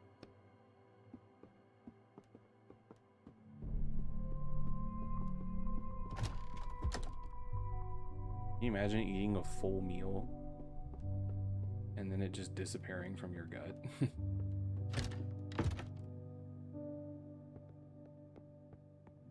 Like, how would that work? It would be like sucking the nutrients out of you, basically. What are you doing, man? Okay, well, let's look around here real quick first. Get off. Yeah, take that. Cool, thanks. The man who sits is on his knees amidst the scattered papers and covered in different variations of the same symbol. That's the healing magic symbol. I knew right away that you were from the Inquisition. Do with me what you will, I no longer care. I tried everything. He sits down heavily on the floor and starts slowly balling up sheets of paper with scribbled writing all over them. I tried shifting the coordinates of the symbol by the lowest possible degree. That's 3 years in wizard jail. He picks up a new piece of paper. I tried using regeneration magic on the symbol. That was stupid, I admit. I have no idea what I hoped would happen. He balls up the new paper. That's 1 year of community service. Damn it, I even tried to buy a wand with a sealing spell inside of it, but you can't find them anymore. That's 2 years of hard labor. The man raises his eyes to you and see that his face is literally covered in strange, painful-looking cracks. I never saw a disease like that in all my years of practice. To Roderick. So you were a doctor? I believe so. The man notices your janitor ID badge and freezes. Wait a minute. You're not from the Inquisition. Time to clean up, sir. Such a fucking boss-ass thing to say. The wizard stares at you, shocked. Your daughter is worried about you. She asked me to check on you and see how you were. Oh, he got into the fucking mist thing, didn't he? And judging by all of this, you're not great. Yes, you're right. Out of all the damn symbols out there, the one that's keeping me alive was shattered. Did you steal Cornelius's wand? The wizard looks at you with surprise. What? Cornelius's wand? Why would I steal that? I don't know, maybe it would help you? What if there's healing magic being held inside of it? Even if there was, one spell that would only last me a week, and the sickness would come back. I finally found this chapter in the text. It has nothing to do with the wand. He's a maid wizard who dies at the end of the book. Good timing. You need help. There's no use. He clenches his teeth and convulsions pass through his body. What should I tell you? Oh, what's wrong with you? This is a process that affects a rare type of wizard. They're called maid wizards. Since we weren't born with particles of magic in our blood, we obtained that blood through artificial means, and now my body is rejecting that blood, and there's nothing that can suppress the reaction. Can't you just drain the magic blood back? It's been inside me for 37 years. I can't get rid of it that easily. My whole body is infused with magic, and now I'm going to pay for that. Are you sure? It won't be easy even with ink. I want to try to cure him. The wizard sits down on the floor, eyes closed. You slowly approach him and sit down next to him. I'm not sure anything useful will happen with these shackles on me. I can't.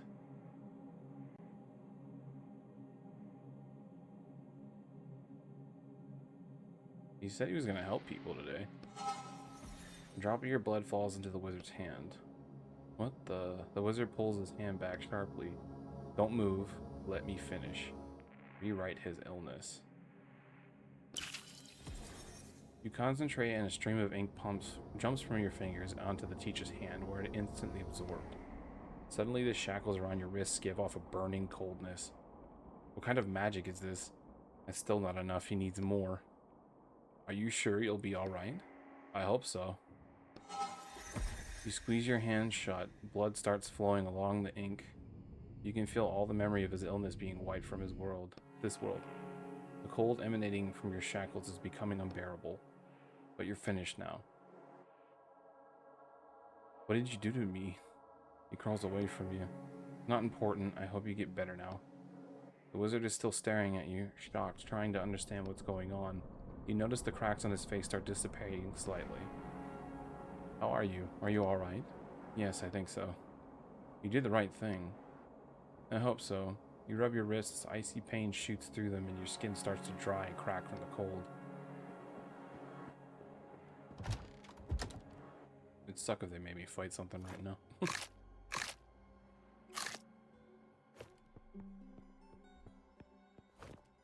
we got here? Alcohol. Nickel key? It's just one storage room? Is there more than one storage room?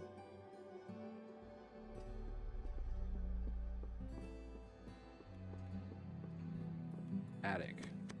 Okay. That's not happening.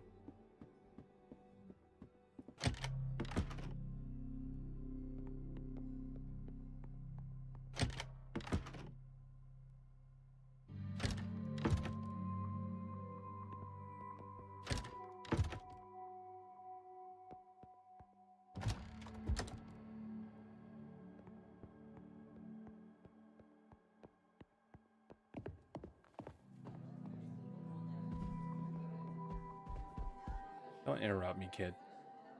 Hey, how's it going? You found anything yet? The teacher didn't do it. Oh, you found him? What was wrong with him? He was sick, but he didn't touch the wand. Mikhail sighs in relief. Glad to hear it. It's one less suspect, right? Kid's sus as hell.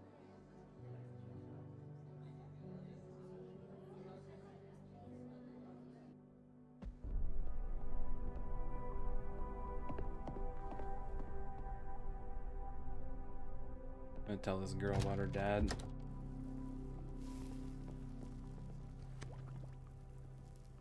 you find out what's going on with my father? I found him. He's going to be fine. Where is he? The door with the candle emblems on it. He's in there. Alright, I'll go see him. And what do you mean he'll be fine? Was he in danger? Some minor health problems, but he took care of them. Alright, I'll ask him for the details myself. This is for you. Thanks for your help. Glad I could help. What did she give me?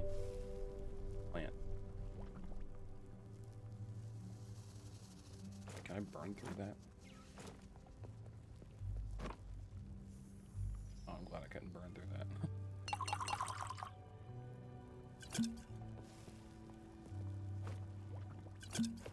I probably should have held off on that, but that's fine.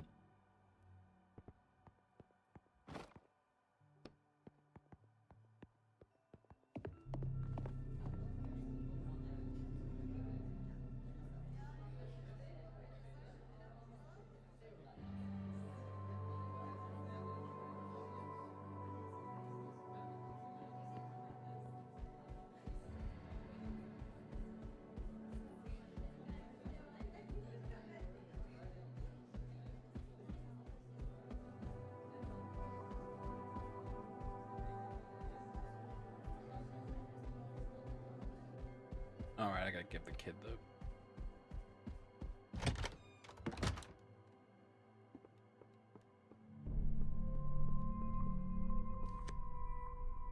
Well, did you get the bottle? Took you long enough. Are you going to take it or am I leaving? Yeah, I'll take it. What was it you wanted? The painting? Go on. It's ugly art anyways. He pulls out the portrait from under the bed. Thanks. Careful with that wine. It's expensive.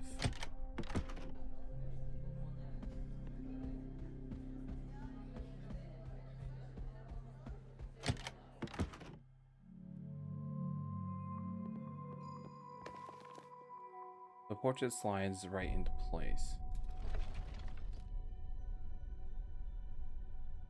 Nobody noticed the thing. Shit. You suddenly stop dead in your tracks. Undead? Quiet, don't make any noise. They haven't noticed this yet. Why? But why? I just fight them?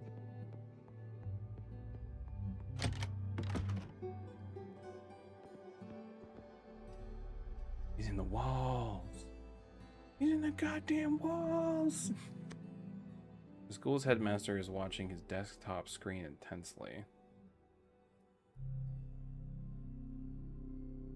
Where's the old headmaster?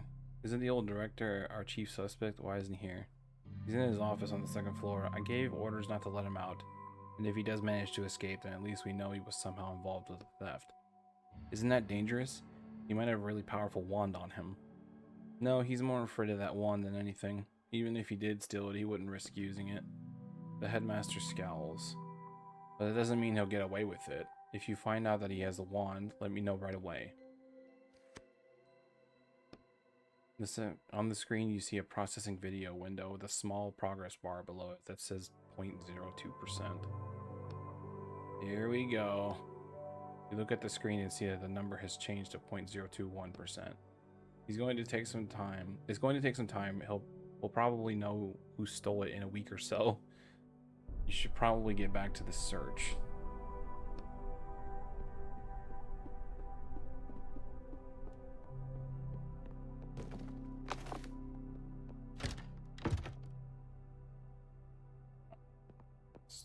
Okay, let's go back to the front. Check the receptionist. And refill our bucket.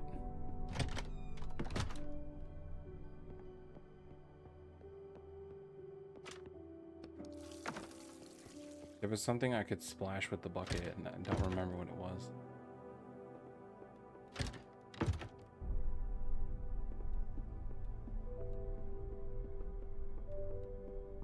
I have to go back in here and use the lockpick on that door too.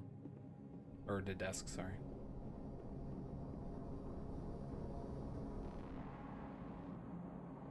Why is he doing that? Stop it. Stop it. Okay, there you go.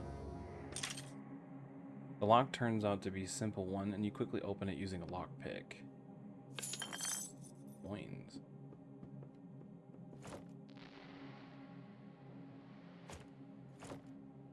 It gives you 2.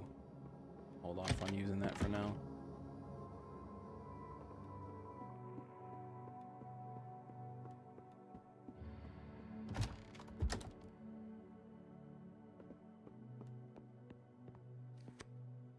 I don't have time for you right now, young man. I'm incredibly busy. Have you seen anything suspicious? Yes, a janitor who keeps poking his nose into things that aren't his business. You should help me find our missing student instead. A second year, right? I've heard a little about him already. Do you know anything about his disappearance? I don't know. I know that he's an idiot. What's his name? Mendes. Last name. He's a part of the Ziblik Guild. I don't have any last names. He looks at you mistrustfully. What does he look like? Like an ordinary student. Got it. Who might know more about him? His friends are always smoking in the bathroom. Try asking them. Smoking? You let them do that? Not my problem. My job is to keep unwanted types from walking into the school. Is there anyone else who might have seen him? I don't know. Maybe the mover's outside. Why are you so sure he's in the school? Because the school is locked down until you locate the missing wand. Alright. He must be somewhere in the school, on the school property. I don't have any more questions. Well then, I have some questions about the missing student. The headmaster tasked me with finding the wand. Congratulations. The receptionist remains focused on the TV screen where soap opera is now playing. Alright. Bitch.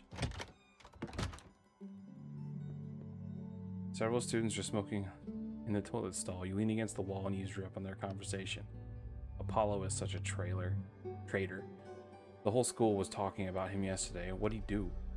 He lit a candle, if you can believe it. This is with his wand. You see a puff of smoke. Yeah, there's no way even the headmaster can't do anything like that now. The new one, definitely not. Or he tried to match his wand more like... He tied a match to his wand more likely, and just like Mendes did, remember? Where did he go anyways? Mendes? He was in the infirmary last I heard. Yeah, sure, all cozy under a blanket. I bet he got the hell out of here like he planned. I haven't seen him since this morning. I thought he was all talk, but I guess not. The hiss of cigarette butts being put out marks the end of the conversation. The voices fall silent and the door opens. You press yourself against the wall and they don't notice you. Someone named Mendes who ran away from the school. You think he took our wand? We'll need to check. Hopefully he hasn't gone far yet.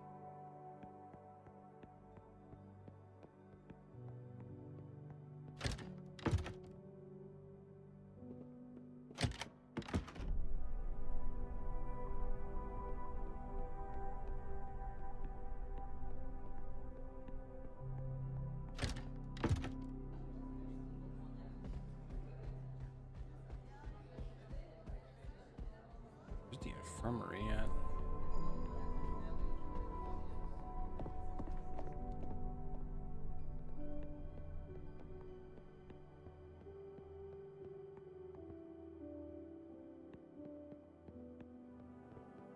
Is there an infirmary here?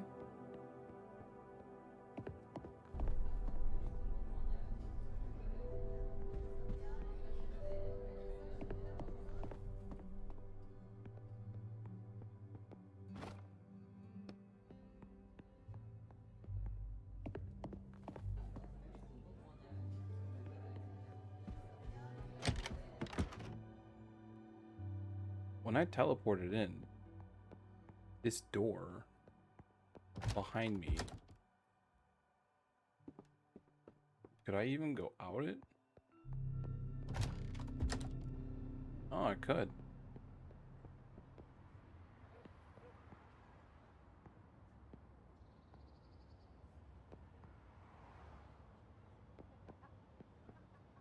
Can you talk to them, please? Thank you. Two movers are sitting on cardboard boxes and smoking. The boxes were bowing under their weight. Hello. The movers slowly turn their heads towards you and pause for a second, then turn back. My back's about to give out from looking all this junk around. I told you to wear a belt, didn't I? He slaps his belly, which is wrapped in a sturdy leather belt. The lanky mover flicks his lighter lazily and brings the flame close to a tiny metal seal holding the cardboard box closed. In an instant, the melted seal falls to the ground. What do we have here? He rummages among the paper wrapped school equipment in the box. Oh yeah, the lanky one takes up something of the box. It's glowing and made of glass. What the hell do you want with that piece of crap? I don't know. Keep it as a souvenir? I'll light it up in my house. Hey you, put that back. The hell are you, ugly? I take what I want. I spent a whole day dealing with these boxes of yours there. I deserve a little present. Put it back. This is your last warning. The mover doesn't seem very scared. Let's show him, Nikki. We really got to fight the fucking movers. What the fuck? Are you kidding me right now? I'm gonna kill you. You fucked up. You done fucked up.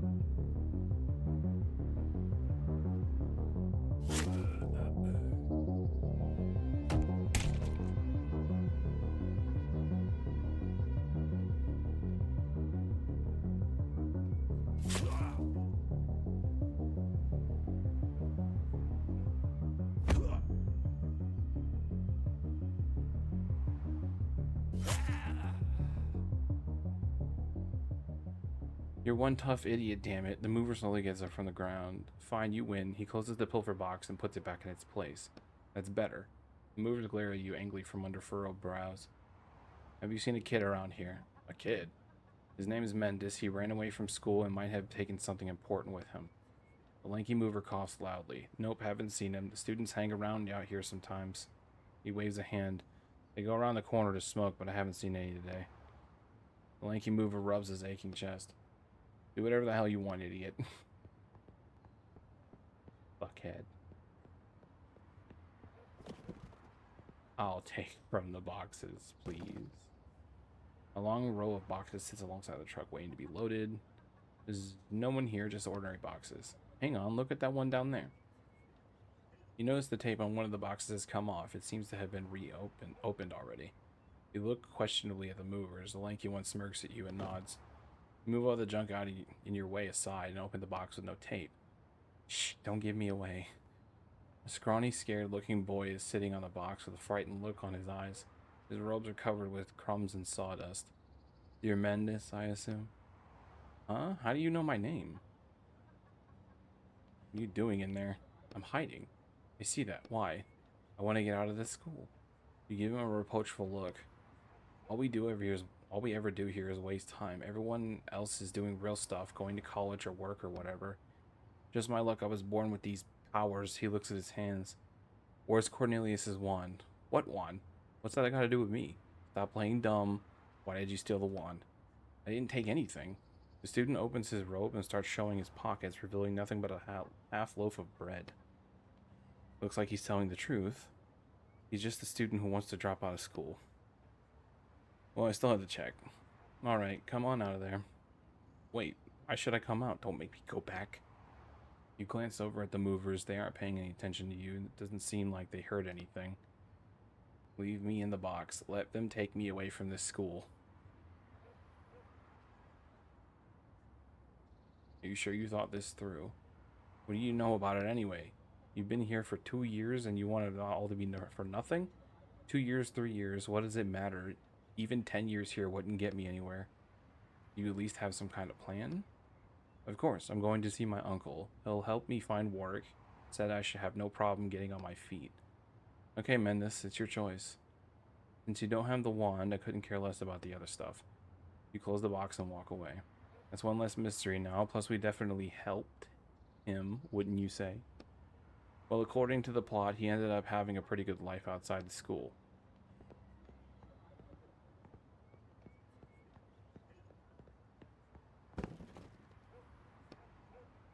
Look at the movers, they won't see you here. You try to tear through the plastic ties with your hands, but you're unsuccessful and they slice your fingers. Well, at least it didn't do damage. Alright, I need some pliers.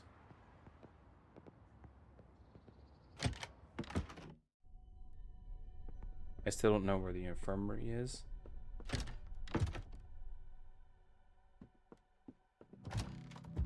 Oh wait, there's a desk right there that I can make some stuff with.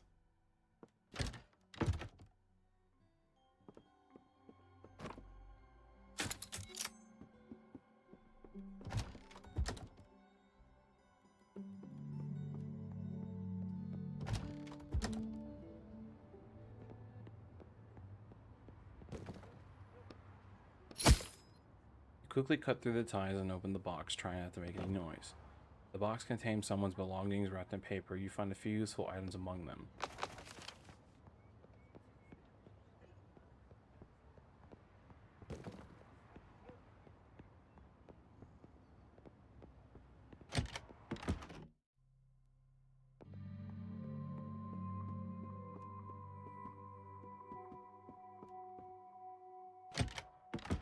Was there anything else I could do with the cutters? Let's just fight these dudes. Wait, I should probably heal first. Bit of bread. Need some ink. The kid's gone. Of course. Two students are whispering excitedly to each other in the middle of the main hall. Did you hear it? They found the wand thief up in the attic. Who was it? I don't know. I think it was one of the students. Both the headmasters are up there now. Did you hear that? Let's get up to the attic quickly. You say that like you haven't already read the ending and found out who stole the wand. The truth is, you changed the plot a little with your actions, so I don't actually know how it ends yet. Can you tell me how to get to the attic? The student turns up and looks at you. Up the stairs, then into the classroom on the left. The attic door is at the back of the classroom. Let's go! 1 second. One thing at a time. Oh.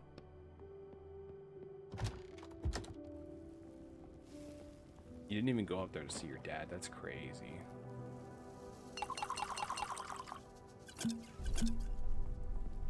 So the bottles are reusable, which is nice. Should probably use it. Alright. I'm locked and loaded, baby.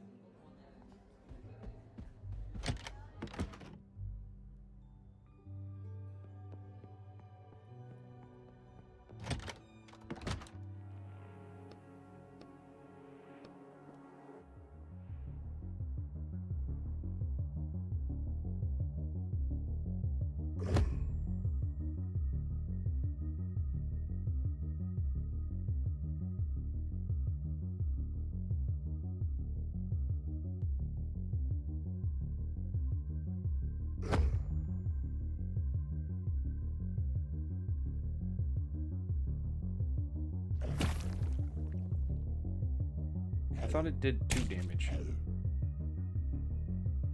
2 to 3 damage. Am I crazy about that? Oh, I did drain, didn't I? Dang. Alright, one more stun. I forgot they get back up, don't they?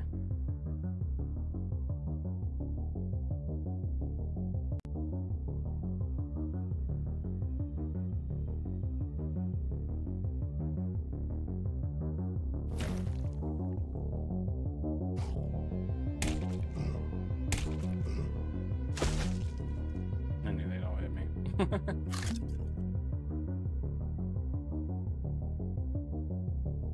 Oh, you just use everything? Shit. Why do you do that?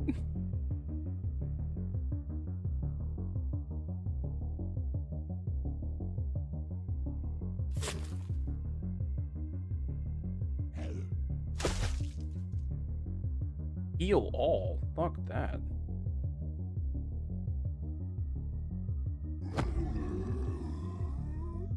Don't get up. Alright, good.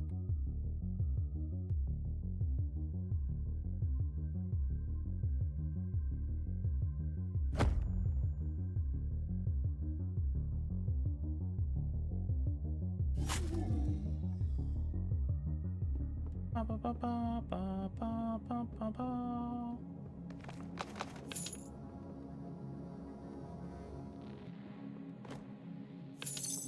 That wasn't worth it at all. I'm stuck. Okay. Oh, thank you. What the fuck was the point of that? Also, that kid would have definitely got... I'm saying kid, he's 25. That dude definitely would have died. Would have been eaten alive by zombies.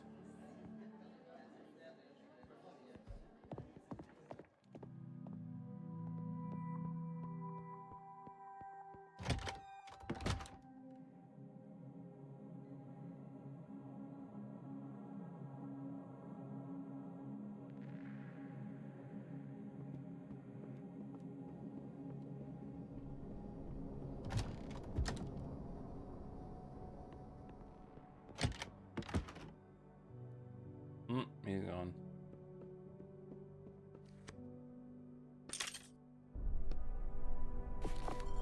Nice. Is there anything else that I need to lockpick?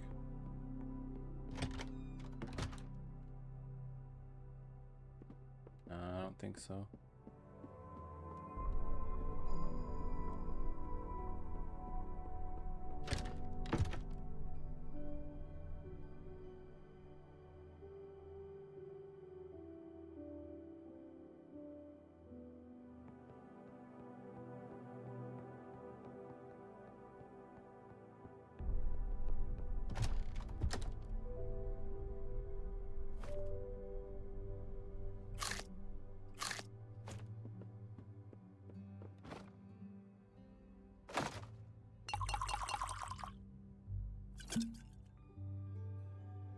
I don't have enough crowbar parts, that's crazy.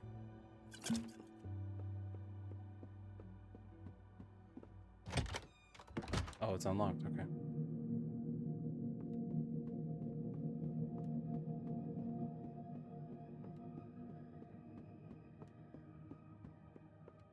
We fighting to the death up here? Is that what's happening? What on earth were you thinking, you little idiot? Give me the wand. I'll deal with him myself, Mikhail. Let's just calm down for a second. If any of you take even a step in my direction, I knew it was him. I'll break your stupid wand in half. You'll both get a piece. Except for you, Scarecrow. He looks at you. Yeah, I thought we were pals. You don't know me. What's the janitor doing here? I heard noises and came to see what happened. I'm not a janitor. Who are you then? A plumber? Oh yes. You heard about that clogged toilet. I'm a writer. What does telling him do? That's interesting. I'm a writer. You stand up straight and fix the hair on your head. Who? I'm here for Cornelius's wand. Another one. Why do you want it? Someone's going to pay me well for it. Hold on, when you say they'll pay you well, how much is that? Shut up, I have the wand, and I'm the one who decides what's going to happen to it. Alright, alright. I was planning on deciding its fate quietly by myself, but now you're involved. Hang on, I understand us three, but why do you even want it? None of your business. Stay where you are. Let's just calm down and nobody move. The old man suddenly pulls out a revolver from under his robe and starts waving it around in all directions. Either you give me back the wand, you little cretin, or you'll be sorry. Oh, damn. Where the hell did you get a gun? Calm down. Just calm down. I thought you were opposed to technology, old man. Give it to me. He reaches his hand out for the wand, keeping the revolver aimed. Take the gun from the old man.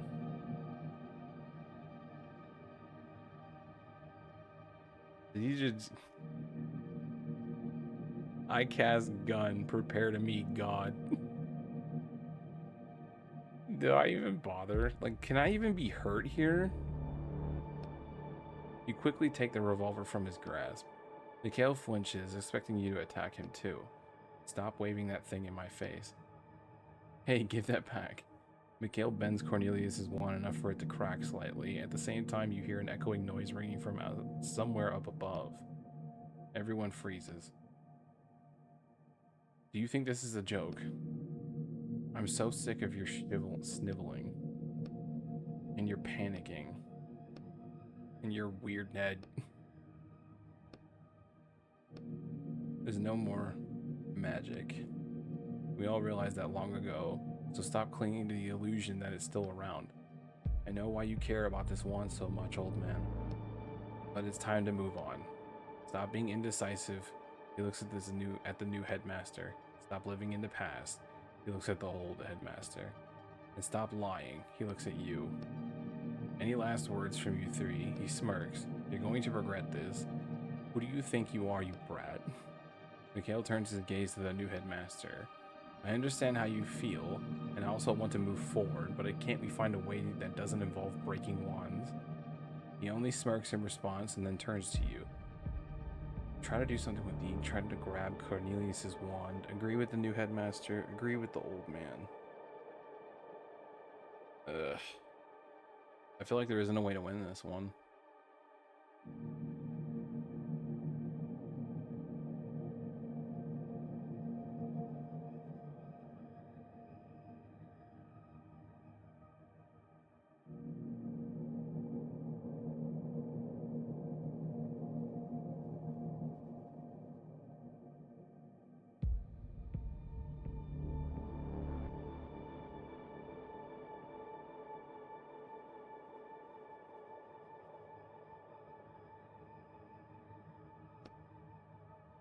You think you know everything about magic, huh? But did you know that it's not dead? You grab the old man's wand from his belt and fill it with ink, trying to summon a fireball from the other end. But instead of fire, the ink just leaks out from the tip of the wand and starts dripping on the floor. What the hell was that? I've had enough of this. Time stops and your eyes fall on Cornelius's wand. First on one, then on the other. They're both falling through the air. Why am I seeing two wands? Slowly it dawns on you. What are you talking about? The left and right halves of the wand land on the floor at Mikhail's feet. The old man stares at the floor, mouth open, unable to speak. The new headmaster sighs softly. Mikhail looks at his hands, where a few slivers of wood still remain. The wand is gone. Does that mean we failed the order? You start to hear a loud rumbling sound from somewhere up above. I don't know. The phone call from before pops into your head, and the conversation about how it was absolutely essential that you complete this order successfully. The old man falls to his knees, trying to piece the wand back together. You prod him aside with your foot and pick up what remains of the wand. Give it to me. The old man seems to have gone completely insane. The rumbling sound gets louder. What's happening? He looks at the ceiling.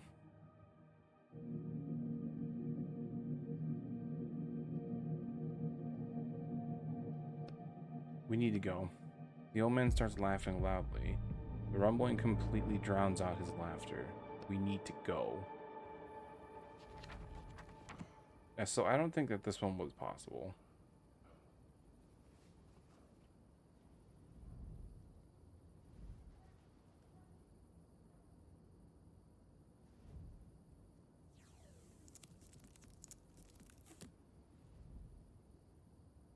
Are you a fucking idiot?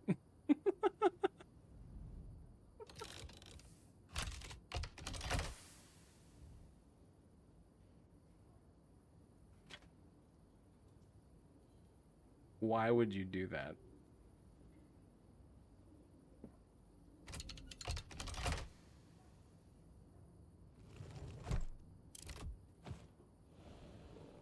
Okay, I feel like I really messed something up there. But I'm gonna stick with whatever I did. I'm gonna follow through with whatever.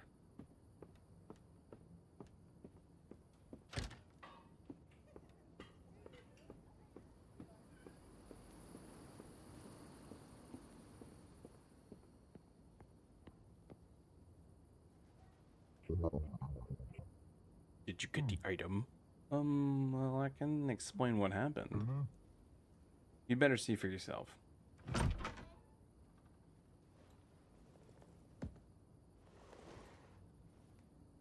I mean, what does the wand have in it?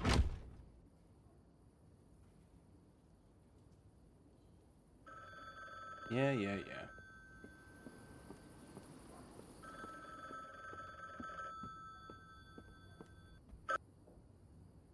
Well, here we go.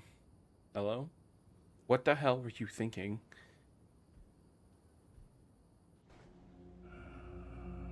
A month later.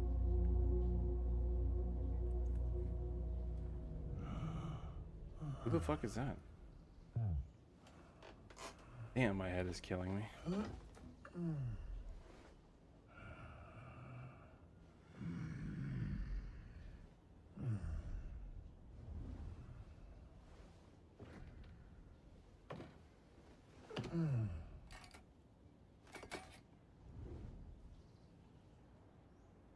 What were you doing to it? Were you cleaning it?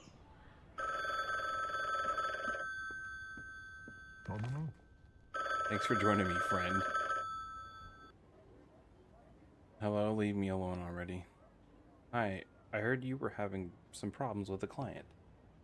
Oh, it's you, Vince. Nah, nothing too bad. I can try and talk to him again if you want. I don't know, I feel like this work just isn't right for me. Hey, what are you saying? You have to do this and get your shackles removed. Your fans need you.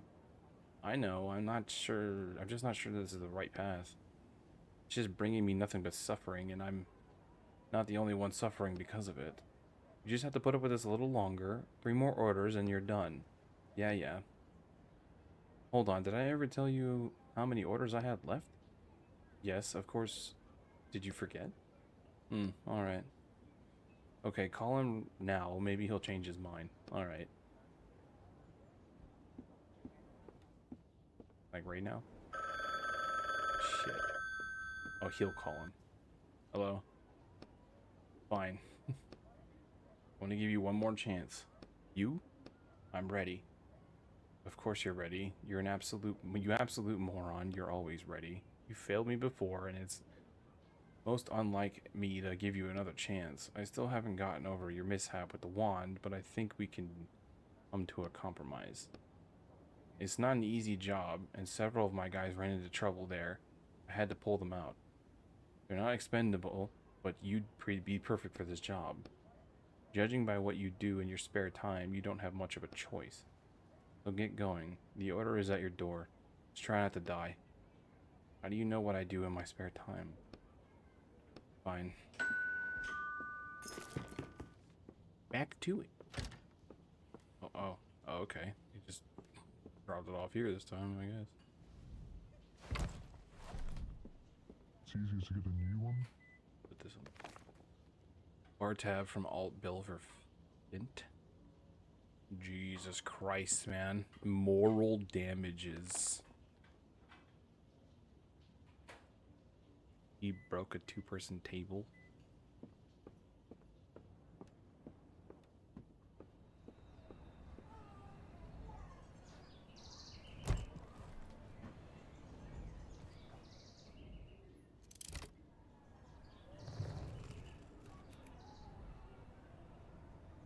Black River Drifters.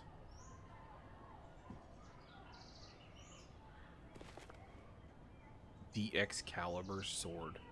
The contractor agrees to infiltrate Black River Drifters by Elena von Belro and extract the item, the Sword Excalibur. The client agrees to pay the negotiated sum upon fulfillment of the contract. An excerpt from a review. However, drawing parallels between dogmatic faith and programmed AI commands is certainly an interesting exercise, especially for a subject that's already been done to death. Sands magazine gives it a 3 out of 5 stars. Why do you want all these like fancy like things?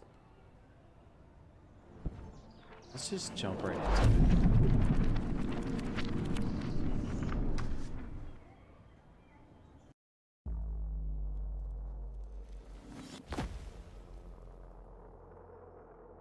Why do you hurt yourself every time you fall in?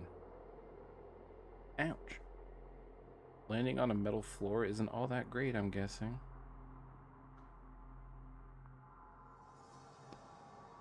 Oh, hi, Jack. I'm Roderick. Right, it's just been so long. It's been a week, hasn't it? Like usual. Well, there was a little setback with the client, so can you only talk to him inside the book? Is that booze I smell? No, I just haven't washed this jacket in a while. Did you have problems because of the wand? Yeah, kind of. But we're back in business now. Today we'll be looking for Excalibur. The sword? Are you sure we're in the right book? If we're looking for a medieval sword, we'll find one once we take a look around. Intruder alert. Identify yourself, or you will be punished by the might of the seekers of the worthy.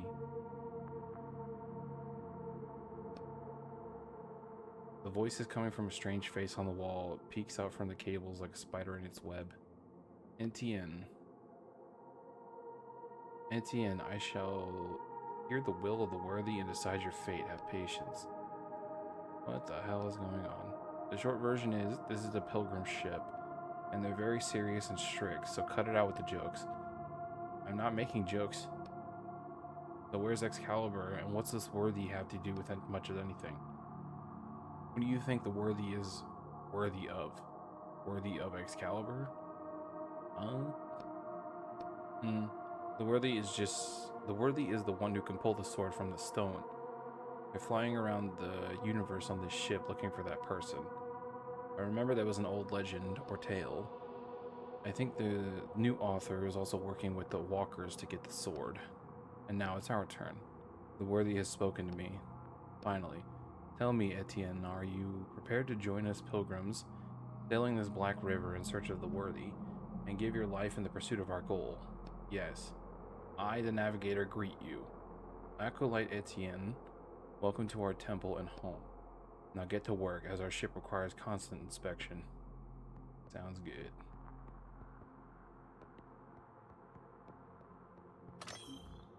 The ship's navigator greets you, Acolyte. I see Excalibur. Where's the ship headed? We're exploring the vast reaches of the Black River in search of the worthy. Do you have any clues about where they might be? The sacred sword will lead us to them. When we find the worthy, they will draw a sacred sword from the stone and guide our people to a brighter future. So the worthy could be anyone, even me. Let me try and pull the sword out. I know I am the worthy you're looking for. First, you must prove you are worthy of attempting to prove that you are worthy. Prepare to be prepared. Study truths, inspect the machinery, and help your brothers. That will guide you to the gradual understanding of the truth that will unlock the path to the sword. No shortcuts for you. And I see Excalibur. We cannot even discuss the sacred sword on this lower level of the ship. It is the most unholy part of our vessel. How do I get up higher? It's simple. You will ascend once you prove you are worthy of it. I feel it. I get you.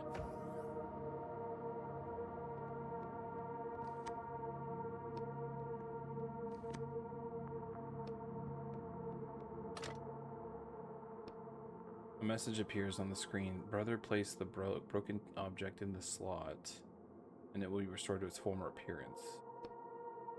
An object creation menu appears on the screen. Synthesize objects. Okay, so this is like a thing, okay. C. E. Okay.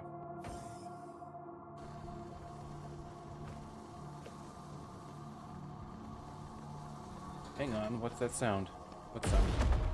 Jesus Christ. Watch out!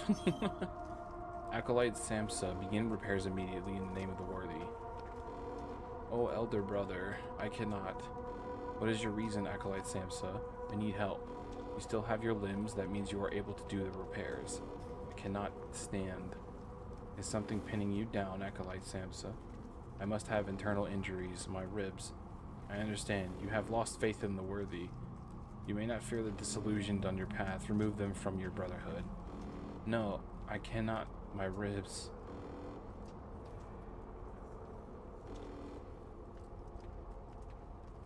Hold on, let me do it. A bright red beam shoots out of nowhere, leaving a glowing glare in your retinas. When you manage to blink it away, you see the Acolyte Samson's unmoving body has a clean hole burned through the back of his head. What the hell? Acolyte Etienne, begin repairs immediately in the name of the worthy. What was that? An acolyte who loses faith in the worthy and our mission can no longer be a part of the crew. You look at the panel by the ceiling that made the beam come from your hands and instinctively reach for the back of your head. Yeah, we should probably hurry with those repairs. This is why a lot of people die in here or some shit. Where am I going to repair?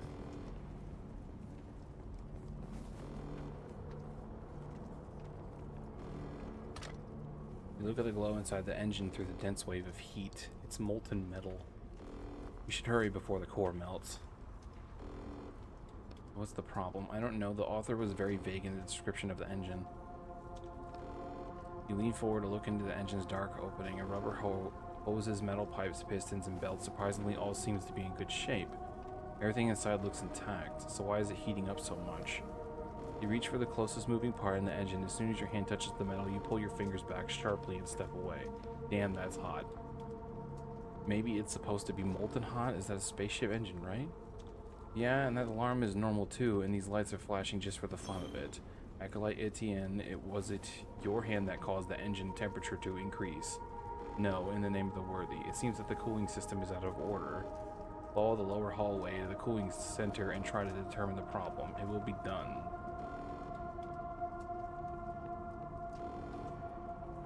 Wait, is that a box? Can I have that? Great. Yoink.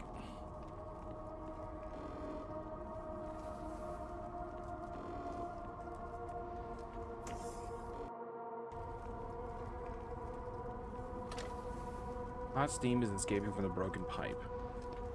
The pipe is broken and the water is turned on. What do we do? Close the water valve, disconnect the broken pipe. You try to disconnect the broken pipe, but the strong flow of water makes it impossible. Water first. It's shut. The pipe is broken and the water valve is shut. What do we do? You disconnect the broken pipe, it cools down fairly quickly, and you put it in your coat pocket. You'll have to replace it with a new one. That's obvious.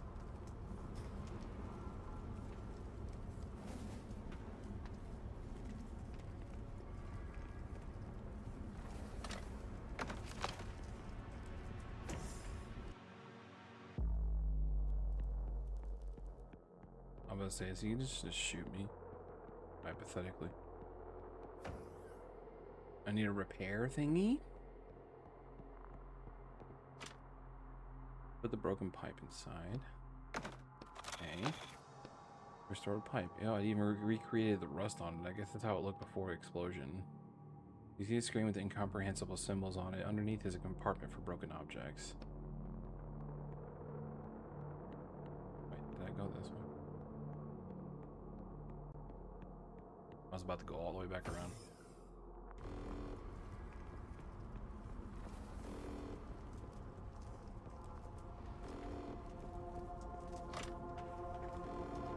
Alright. Poor guy. You examine the body, trying to avoid looking at the head wound. You don't notice anything of interest. There's something in his hand. You unclench the dead man's hand to see an electronic access card. Unfortunately, the explosion damaged it too. You take the still warm, partially melted access card.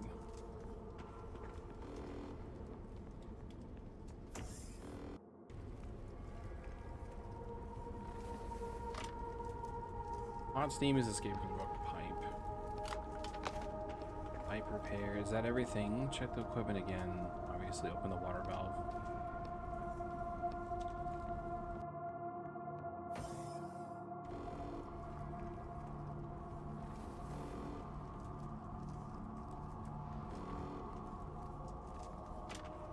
Cooling system is steadily pumping the ice mixture through the pipes. Engine isn't radiating heat like it was before. You can even touch the outer panels with your bare hand.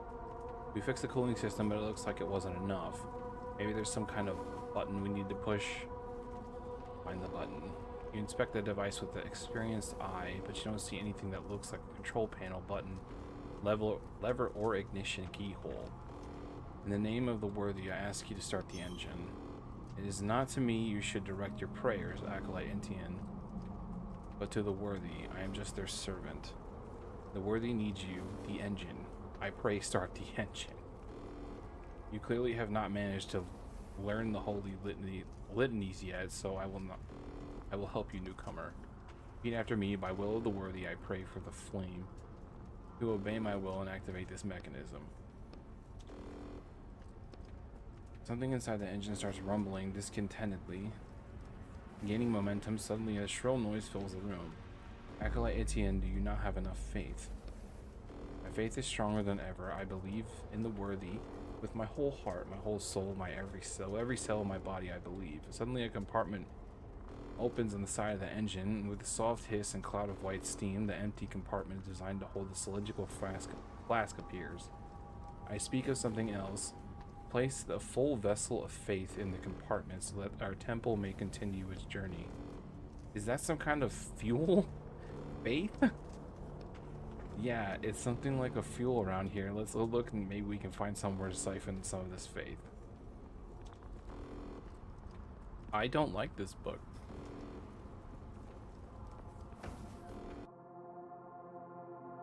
Three out of 10 was right.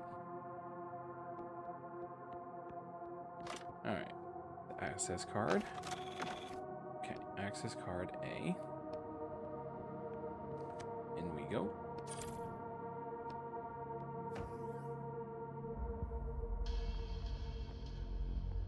Cryo capsule.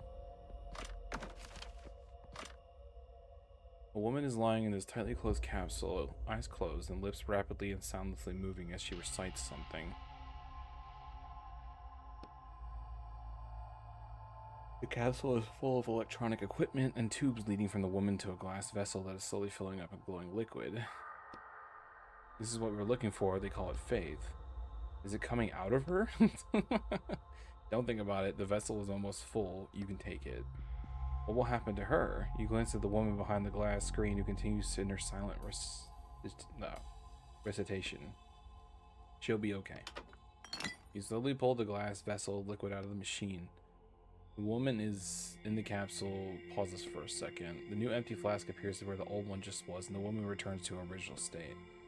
Face starts to gradually filling the new vessel, but it happens very slowly. I'm not waking her up. Fuck that. You're officially a battery for me.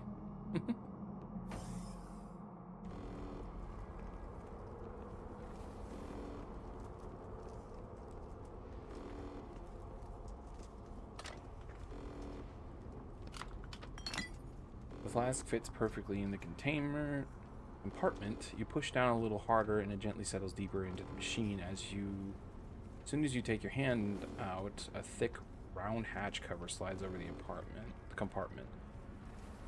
Try to remember the prayer. So do you remember how the prayer went? Something about flame and mechanism, and don't forget the worthy. Let me just find that part. By the will of the worthy, I pray for the flame to obey my will and activate this mechanism. Oh, fuck that.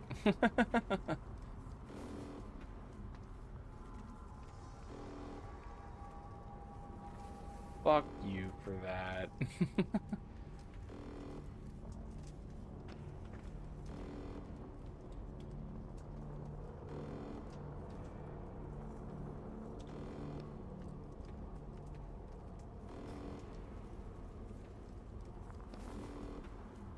Oh, it hurt me.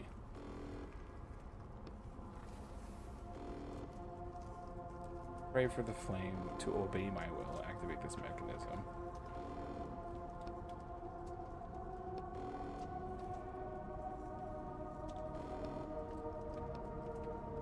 A roar starts building inside the engine and suddenly bursts out. The pistons start moving. A steady hum fills the engine room. May the worthy bless you, Acolyte and Etienne. The engine is working correctly again. Your work here is done. It's time for you to ascend. You start looking around nervously, bowing your head slightly. Ascension is the right to climb higher, the middle level of the ship. Of course, you may use the elevator to ascend. And the sword Excalibur, the location of the sacred sword will be made known to those who have proven themselves worthy of that knowledge. The navigator's voice is cold, always cold and mechanical, but he says the phrase in an even colder voice. Let's go to the elevator then.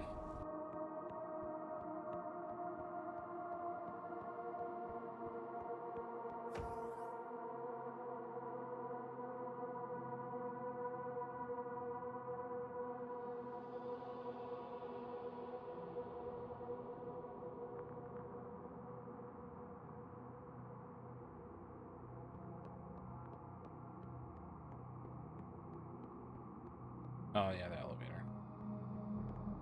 Not really much you can do here anymore, I think. Up we go. Do you wish to ascend to the middle level, brother? Yes, I do. Don't call me brother.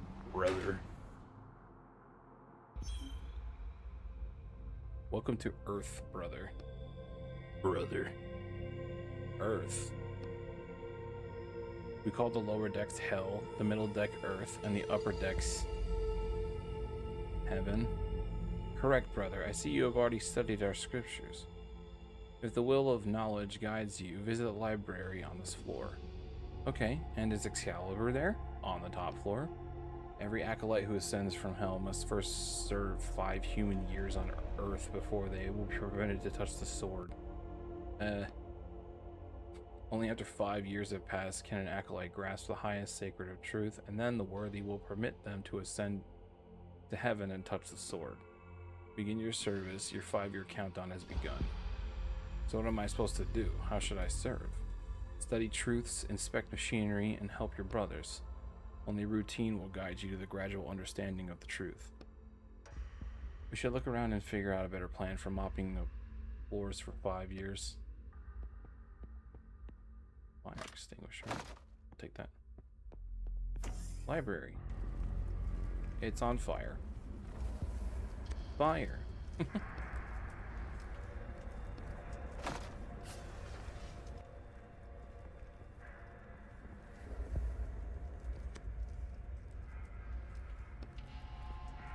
don't have a multi-tool. If my hand, O worthy, prevents me from serving you, I will cut it off like a withered root. Let's write that down. I'll call it the sacrifice prayer. Are you sure you won't get them mixed up with such strange names?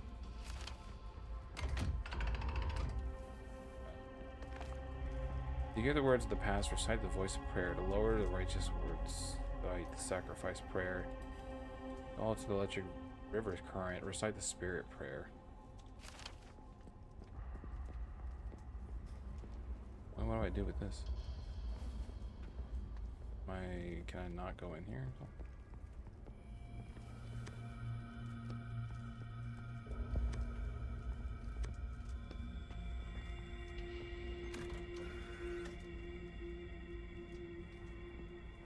Ah, GG's.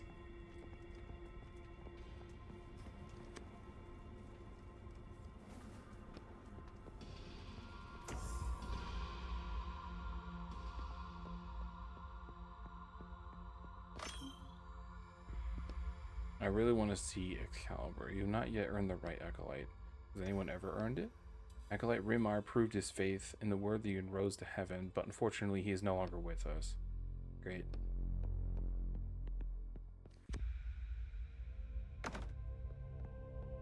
Someone dropped the B access card. Let's go down and do that first real quick. I wonder if he'll have a problem with me going back down.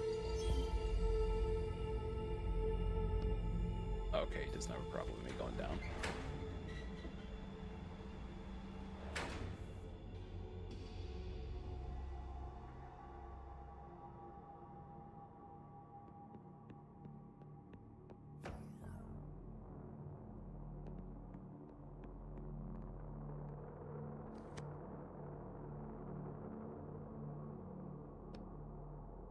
Unknown error, access denied.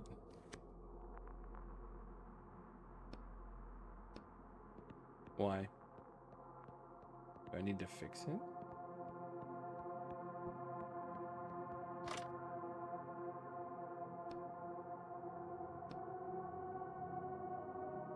Space multi-tool.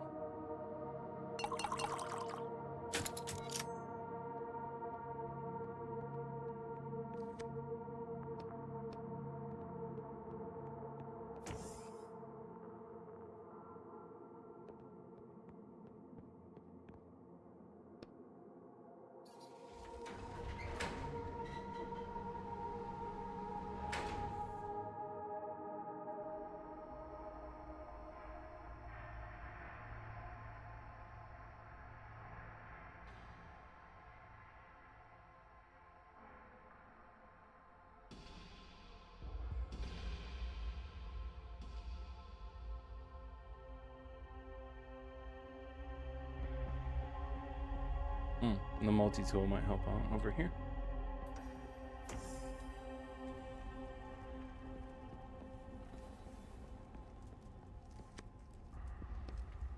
You find something on the multi-tool that kind of looks like a screwdriver and use it as a lever to move the piece of metal. Camp book.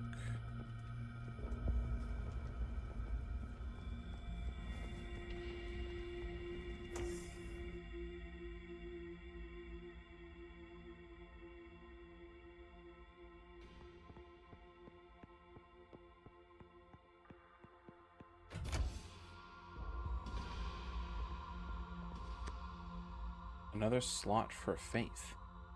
I thought they only needed it on the lower level. Faith is what moves our ship forward. Without it, the search for the worthy would be impossible. It is needed on each deck of the ship, as well as in each stage of our lives. Where is he? Alright, I get it. I wonder if she has more already. Insufficient. Oh, I need the energy. The restroom.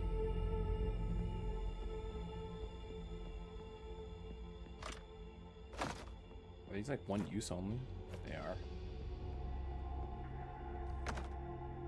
Access card.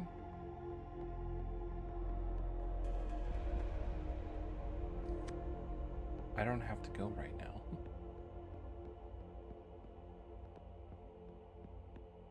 Is that one occupado? Is that why it's red?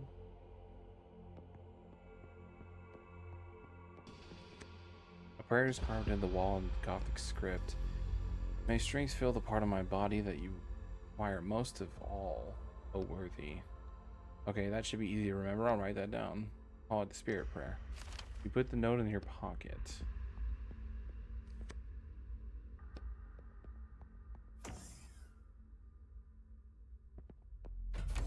We need more faith. Oh, that leg's dead. Device connected to the prayer chamber is on fire. You won't be able to get to the vessel of faith. Use the phone. Don't just stick your hands in there. We need to find a fire extinguisher. The man inside shows no signs of life, just like the equipment surrounding the capsule. The flask of faith was filled up before the fire and is almost unscathed. You take it from the compartment. It really is a miracle that it's intact.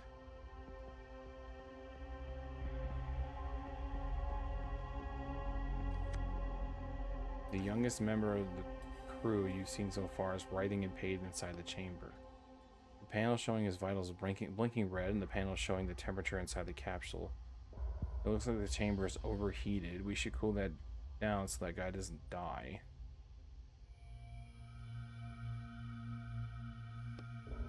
On the side panel, you notice that the thermometer is set to automatically. It says controlled by the navigator.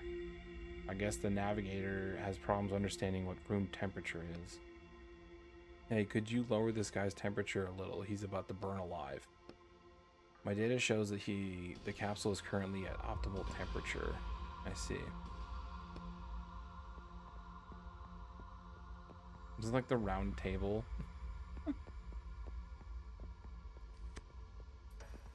Elderly woman, she's dead. The flask that usually holds faith is empty.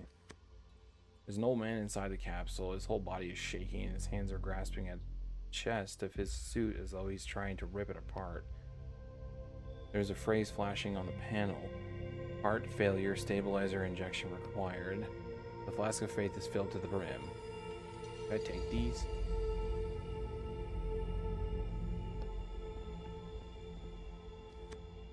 A dead man lies motionless in the capsule. The flask of faith next to the capsule is completely empty. Looks like the crew started to lose faith in their mission. After so many years of fruitless wandering, I'm not surprised. Alright, let's move on. Wait a second, look what he's doing. Holding. You open the capsule and as steam escapes, you can see that the dead man's hands are grasping a tape reel. We should listen to see what's on there. Middle-aged man, flask that usually holds faith is empty. Alright, so I need ice and an injector, I guess.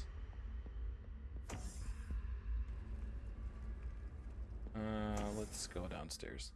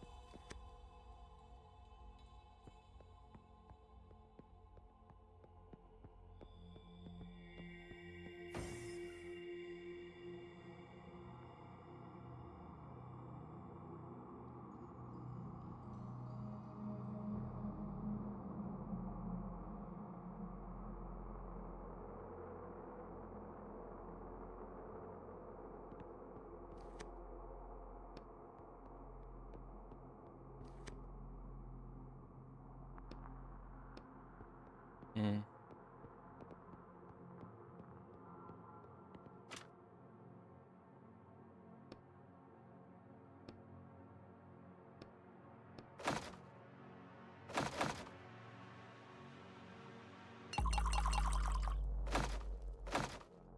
I don't have any jars yet. I need ice or a syringe.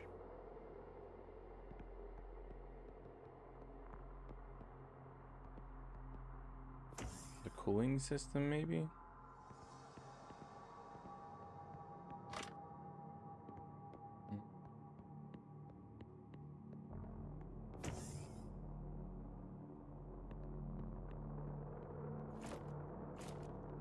Use this base to go back up and open those other doors.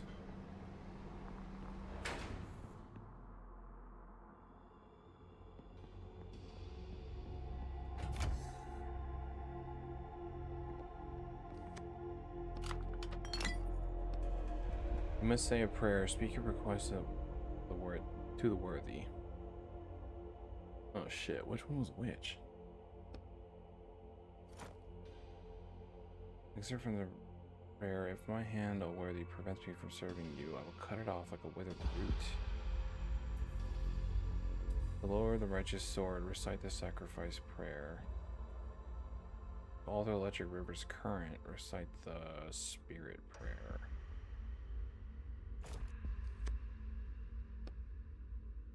The worthy has heard your prayer.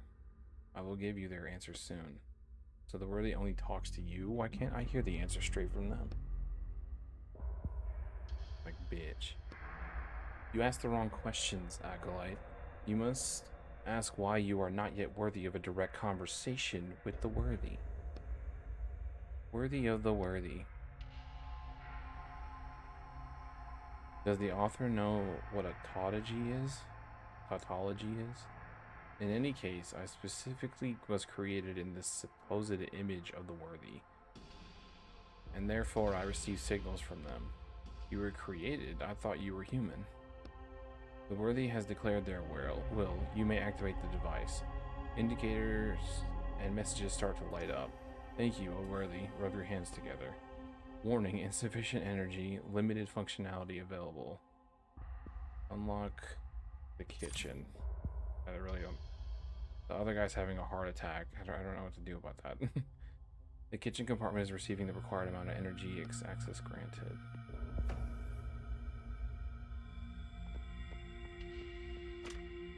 You see a huge metal door frozen shut at floor level. It looks like a freezer. You pull on the cold handle with all your strength, no results. Yeah, that's not going to work. Maybe there's a knife somewhere in the kitchen? A knife? Are you joking? You need a sledgehammer and chisel to break this ice. Or an ice pick. Sure, there must be an ice pick around here, right? For all that space ice climbing they do? It doesn't have to be an actual ice pick, but there must be some kind of tool, similar tool here. I don't see anything in the text, so maybe you should ask your neighbor. I think my neighbors all hate me now, but I'll try. Nice.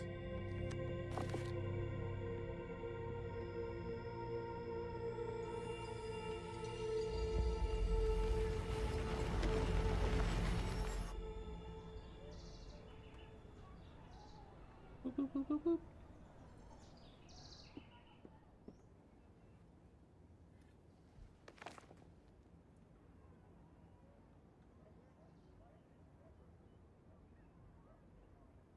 Oh, I didn't mean to do that.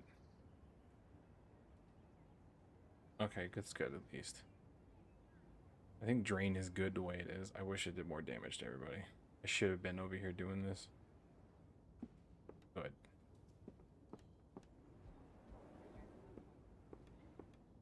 I got some upgrades now.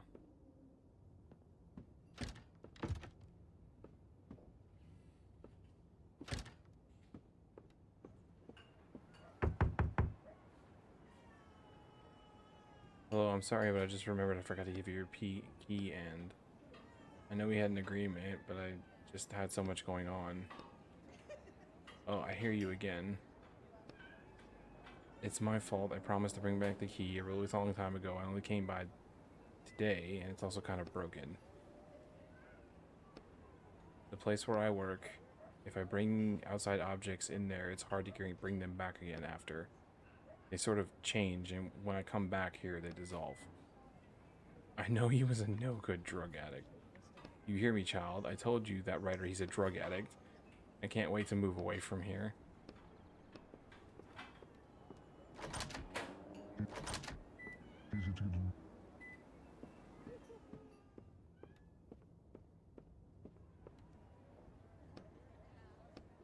Who's there? It's Etienne. Who? Etienne, your neighbor. I see. I'm looking for a pickaxe. Do you happen to have one? A pickaxe? What the hell is going on in your apartment? I got this new mining job. I found a job as a miner. Today's my first day. They told us to bring our own pickaxes, but I seem to have lost mine. You happen to have a spare? What utter nonsense. No, even old Henry falls for that one. Oh my, a miner. What wonderful news. It's about time you came to your senses and stopped all that scribbling. Hold up in there. Let me go look.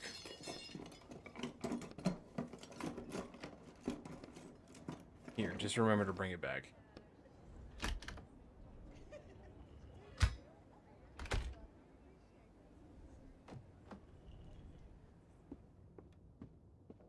Fucking pickaxe.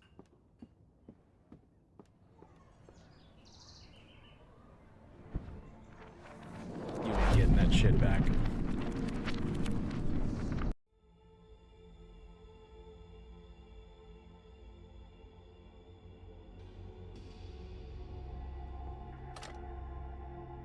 You see a door of the fridge frozen shut. You raise the pickaxe over your head.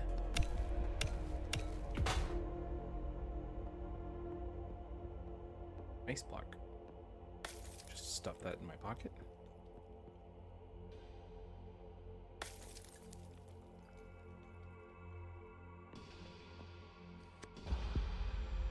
Ice, that might come in handy.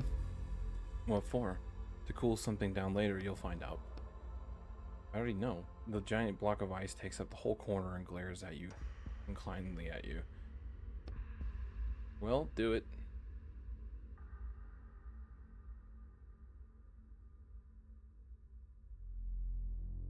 Why? You swing gently and the sharp point of the pickaxe digs into the ice, leaving the tiniest notch. Only as much strength as needed. That's your motto. With a measured swing, you raise the pickaxe over your head and drop one onto the ice block.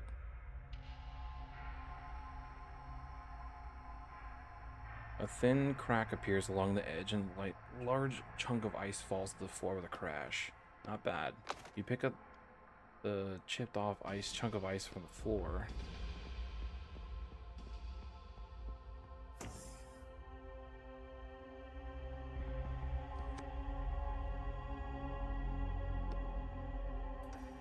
The infirmary compartment is not receiving the required amount of energy. No access. We need to reduce the shit's energy consumption. Let's go to figure out how you can do that. Why? Can you just move it?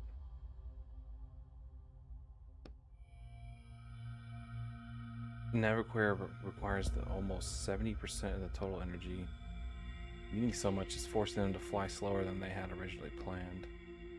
I guess he's just that important. What compartment shall I activate for you, Acolyte? Okay. Okay. Go into the armory then. Jesus Christ. On the side of the massive cannon, you see a control panel. The panel is inside of a decorative metal frame with a floral motif. How does it turn on? Maybe it runs on faith too?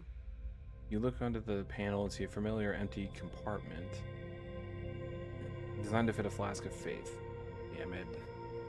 Your finger slowly reaches toward the velvety looking black surface of the control panel screen. Are you sure that's a good idea? The tip of your finger slides across the screen. For the first second, it seems like nothing is happening. But in the next, a substantial static shock runs through your finger. Ow. As soon as you pull your finger away, the message appears on the screen. Insufficient faith.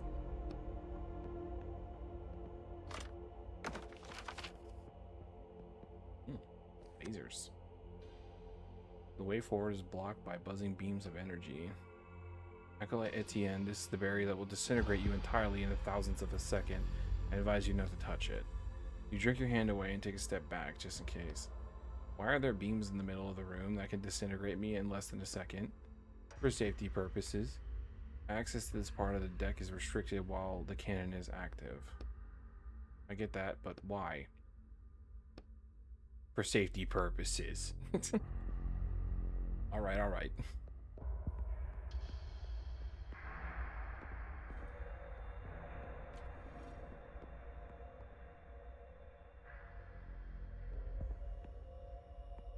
A cell. What do I need all this extra scrap for?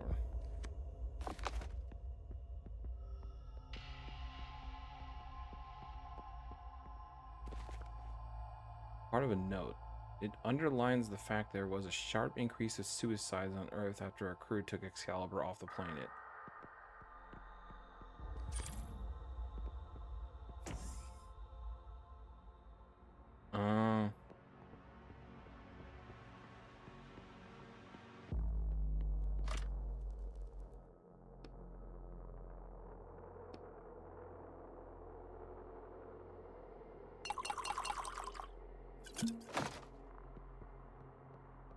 I have not fought anything yet, and it worries me. Wait, how did I get to the lower deck?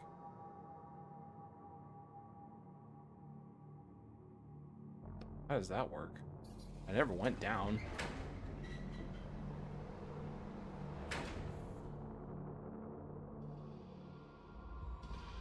I still haven't been in this.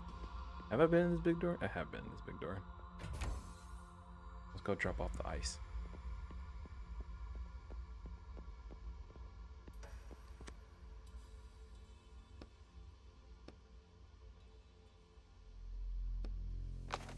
You pour ice on the capsule, the ice sizzles and then quickly starts melting. The temperature slowly starts to fall. As soon as it reaches normal range, you open the capsule. The man's eyes are still closed, but at least you saved him from suffocating in the heat. Should we leave him like this? Yeah, let him get a little fresh air. Take the flask.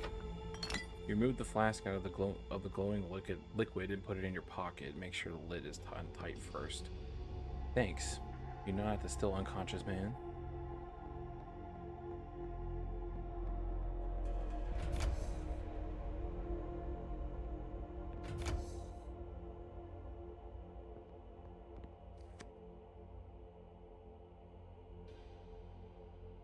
Okay.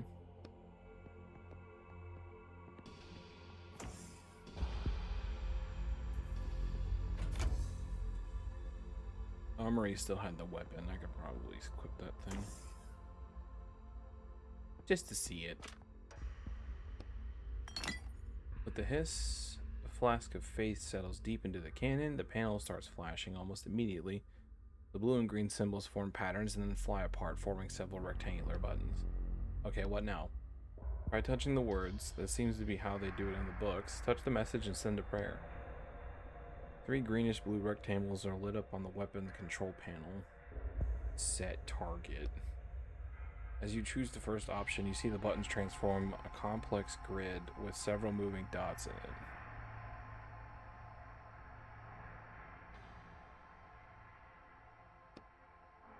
Just don't shoot anybody. Have everything under control.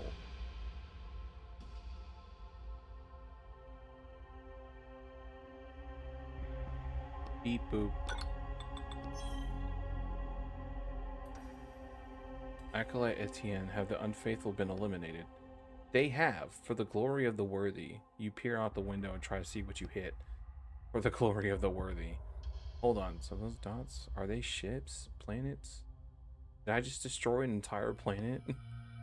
No, they're asteroids. Apparently the system can't tell the different bodies apart from each other, and considering anything moving in space to be a threat. That's good. Oof. I'll do it again. You can only find one button to quickly push it. Dots start moving across the stream, forming a list.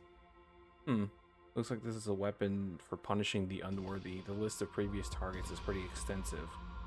Yeah, the descriptions aren't great though. Race of infidels with scales.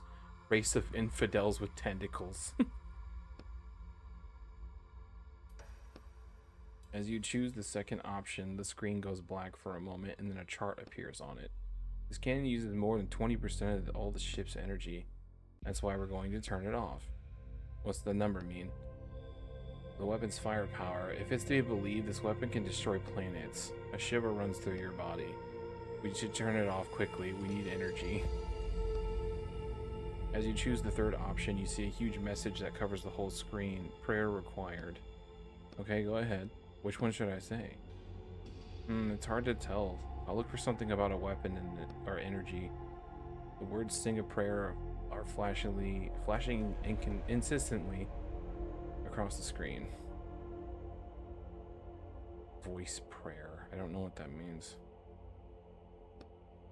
And the voices of their disciples will resound along the Black River, from the bank to bank, from source to mouth.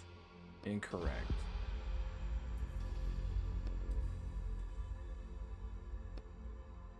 Surprised it doesn't do damage to me. Sacrifice prayer. If my hand, O worthy, prevents me from serving you, I will cut it off like the withered root. You hear a hiss and the control panel goes dark, and then the cannon has been deactivated. See, it wasn't that hard.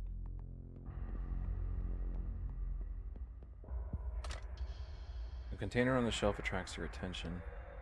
Is it just me, or does it seem like there's something valuable in there? Should I check the text? It'll only take me 10 minutes. I'll do it myself. The container on the shelf is locked tightly. Okay, I need a lockpick or something to let me see. You examine the multi-tool looking for something that will help, but you accidentally hit something that causes a red laser beam to shoot out from it. Whoa. Blinking, you see that the lock on the container is melted open. How did you do that? What the heck did I push? You try examining the multi-tool from all sides, but you can't find anything that looks like a laser. Fine. Burnt papers. Oh, access card D.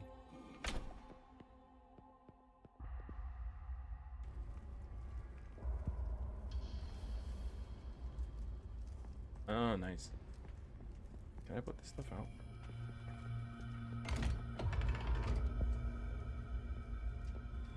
Audio reel capsule. Can't open it.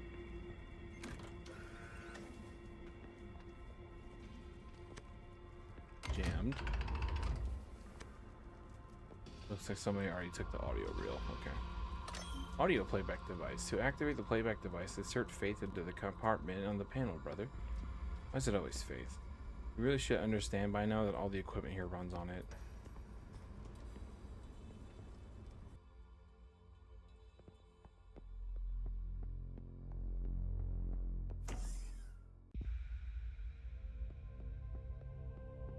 Okay, before we go back, available energy detected. I think we can unlock all the rooms now. Go to the infirmary. And get that syringe if possible.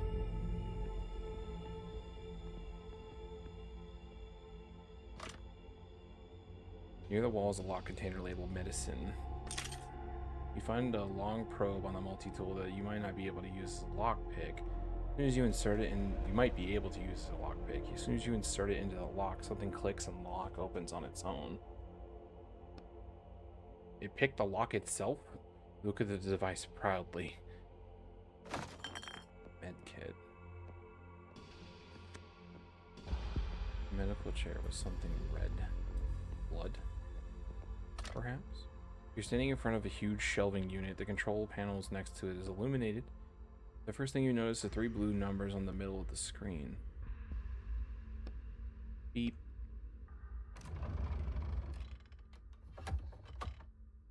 The inside is made up of neat square compartments with different types of bottles in each one.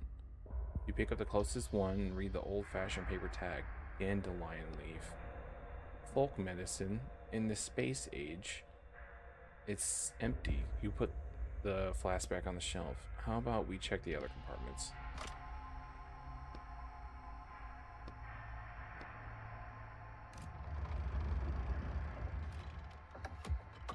In the middle of the shelf, you see a gilded box with the ornate inscription, Relics of the Great Martyr Rimar.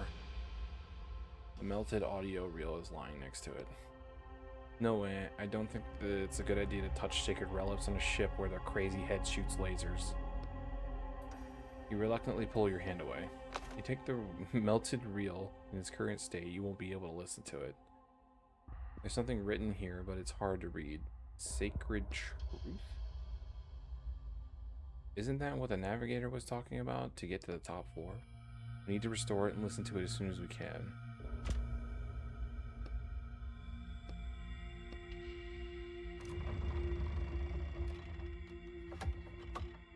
Dozens of mean-looking metal syringes stare up at you from under their glass caps. They are each filled with a greenish liquid.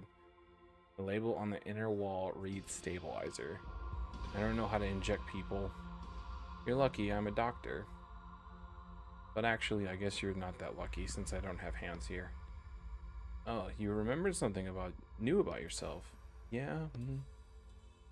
Anyway, I feel more confident if it was some kind of gray spray or gel. Looks like you'll have to learn a new skill today. Fantastic. You carefully lift off one of the caps and take a syringe. It cools your skin and fits comfortably in your hand. Let's go back to the old man in the capsule.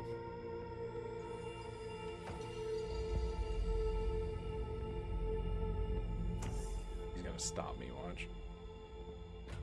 You can't stop me, baseman.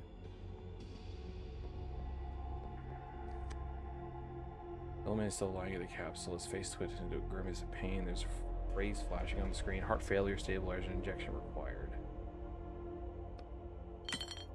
You have the syringe and you're all ready to save the old man. Inject him quickly. I've never done this before. I don't know the needle can pierce through the capsule's glass. There's a catheter there on the left under the panel. Just stick the needle in there and push out the medicine. A shiver of relief runs through your body as the medicine disappears into the capsule. The old man's condition starts improving before your very eyes. You cross your arms over your chest and wait. The old man's convulsions gradually stop. His breathing evens out and his fingers stop tearing at his clothes. Hey, we saved his life. Yep, now I can take the flask and move on. Alright, alright. We did it.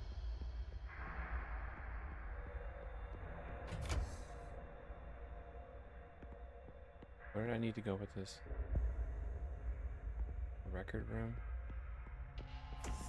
The library. But not through here.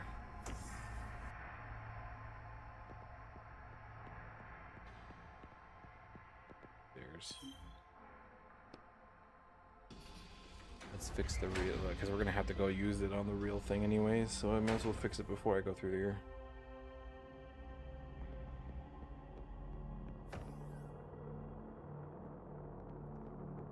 I also have this low cell block D thing. Great, now we can listen to it on the player in the library. You see screen with incomprehensible symbols on it. Okay. What is this one? Access granted.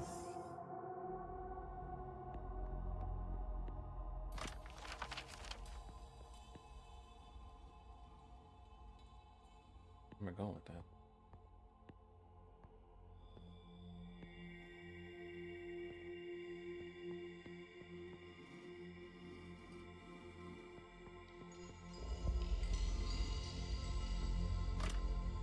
An elegant chest stands in the middle of the room. It looks as though the whole cell has been built around it. A red light starts glowing on the device, and another one exactly identical lights up on the chest. You bring the multi-tool close to the chest, and it opens on its own. How convenient. What's inside? Medkit.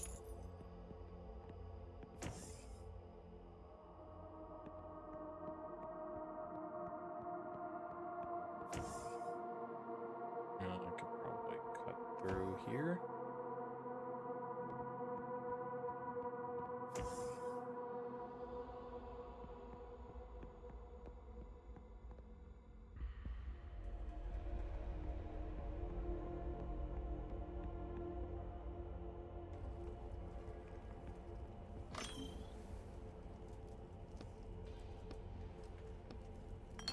You put the flask in the compartment and it gently slides into the machine. You must say a prayer. Speaker request of to the worthy brother. I see steam sprays you from an opening on the floor. Incorrect. You must say a prayer. Which prayer?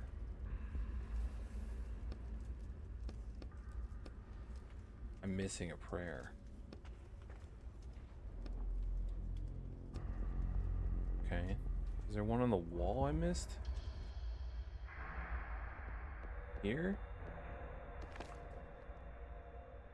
And the voices of their disciples will resound along the Black River from shore to shore, sound them out. Okay, so that's another one. Voice prayer. I did that one already.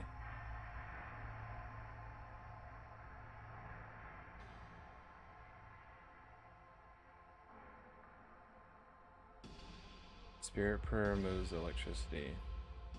Voice prayer. Did that not count? I did the voice prayer, right?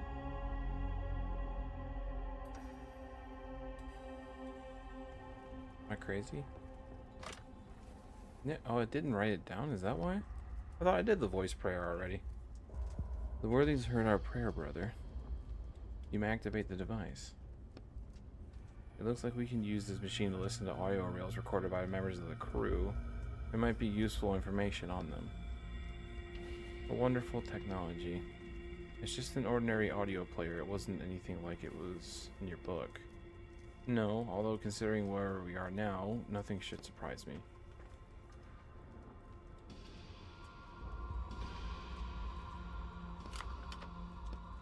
You hear an old woman's voice coming from a crackling speaker. I remember reading an article criticizing our mission, even before we set off. I want to record the author's thoughts before I forget. He wrote about how the sword, which he blasphemously called a hunk of metal stuck in a stone, led to the idea of dividing us into the worthy and unworthy. Gradually, people who understood that their chances being found unworthy were extremely high found ways to avoid the test, coming up with crazier and crazier excuses to keep from being stigmatized as unworthy. This hunk of metal, which allegedly got stuck because of shipping stone slabs, caused a general acceleration of development of interplanetary travel, which eventually led to our departure. How the fuck does that work? Sword stuck in a stone and all of a sudden you have like a technology boom? However, sometimes even I begin to wonder. The recording cuts out. You're looking at the audio playback device. Warning, the material you're about to listen to was recorded on Earth, and we consider it to be against our faith and our mission. You hear a middle-aged man's voice coming from a crackling speaker.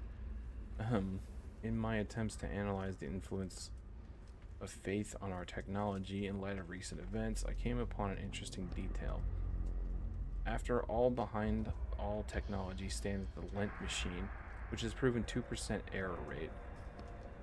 It means that there's a 2% chance that the base algorithm that every machine, every computer is built on is capable of making a mistake or failing. The uncertainty and unpredictability that this fact imposes on seemingly unfaithful and reliable machines creates a space for superstition. What if I pray and then the mistake doesn't happen? Oh, I didn't read that shit.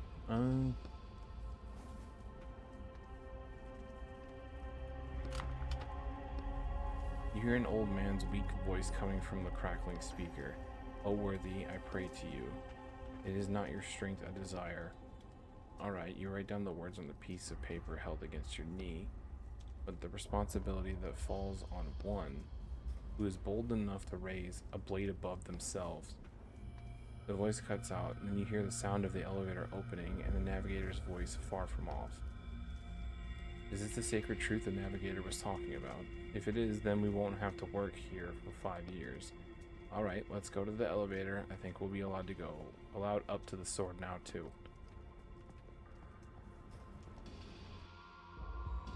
Are you sure about that? I should have done that.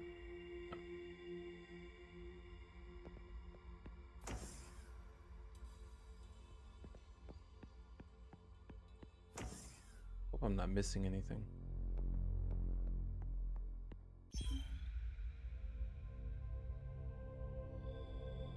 I believe I have grasped the sacred truth.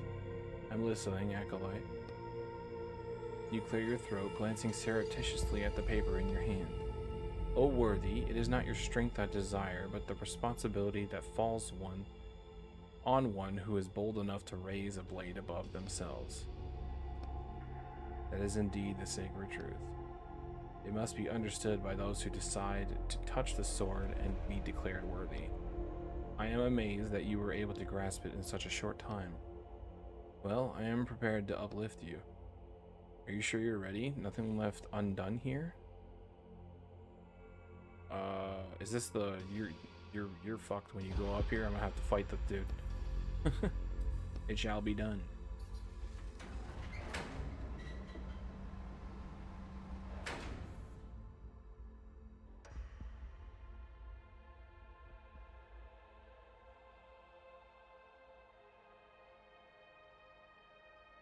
It's ominous.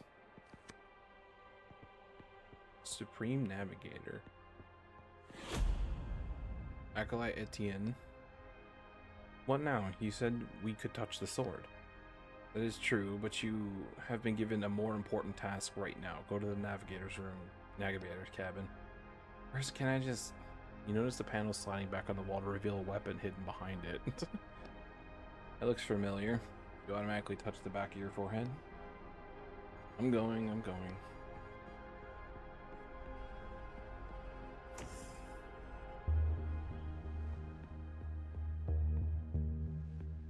Alright, let's fight. Navigator? That thing's huge. Why did you summon me? Well, besides to kill me, obviously. I need you to change the ship's course. Change it? Can't you do that yourself? I do not have the authority. Only the crew members can confirm the decision to go back. Go back? But what about the search for the worthy? Most of the crew has lost faith in our goal. Is that why you killed them? I simply made several harsh decisions based on purely economical reasons to preserve food and oxygen for more useful crew members. Listen, the only thing I'm interested in is the sword. I permit you to touch it if you confirm course change. Why do I care about changing course?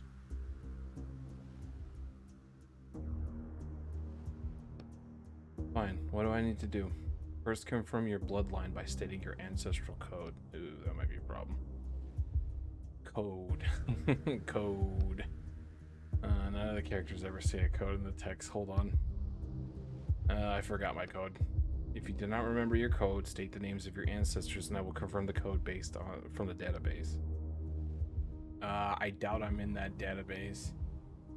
Then how did you get on the ship? If you are on the ship, you are part of the crew. If you're an acolyte, there can be no outsiders here. If you're a part of the crew, the computer starts to give off a wisp of smoke. You must have a lineage, or else you would not have been accepted onto the crew. Gonna talk my way out of this? Can't there be an exception to your rules? There are no exceptions. The conclusion is simple. You are a member of the crew who refuses to confirm their lineage. That means you are in opposition to our mission. Therefore, it means you must be eliminated. Can I just, like, go touch the sword? Like, just grab it? Well, I'd say that's not far from the truth. You roll up your sleeves. Oh, fuck. He's about to summon enemies? Oh.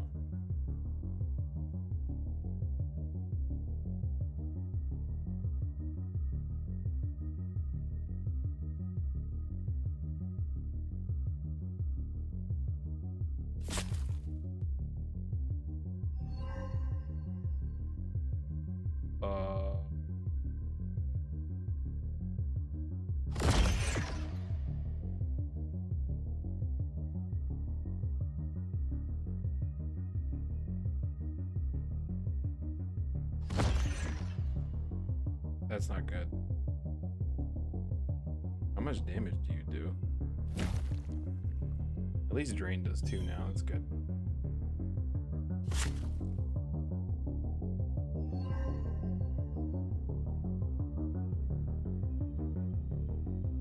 I should probably just spam. Yeah. Drain.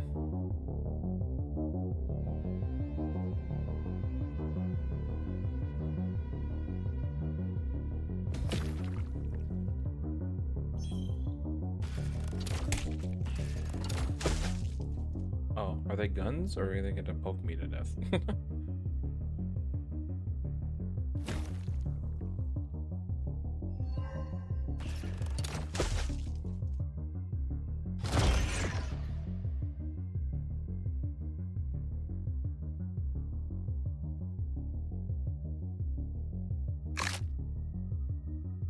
I have a whole bottle of ink too. Shit.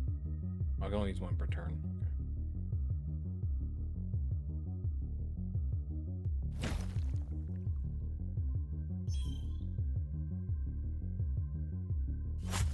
Goodbye. Oh, that made that a lot easier. Sinner, you're the worthy will punish your soul. The navigator's core flares up from within. Sinner. Sinner? Sinner.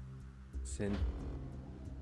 The navigator's voice cuts out in the middle of the word. Suddenly, a siren starts sounding. Get to the sword now. He awakened the whole crew, and they'll be here soon. Reserve power activated. Total system reboot in 3 minutes. Wait, can I have something here? Can I take something from you? No? Okay.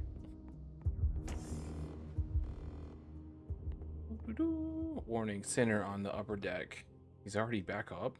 No time to waste. He's thinking about that. Head for the sword.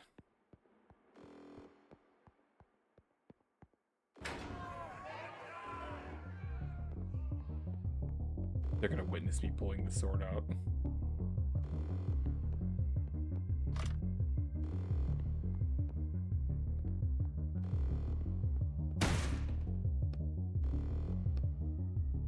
The sword draws your full attention.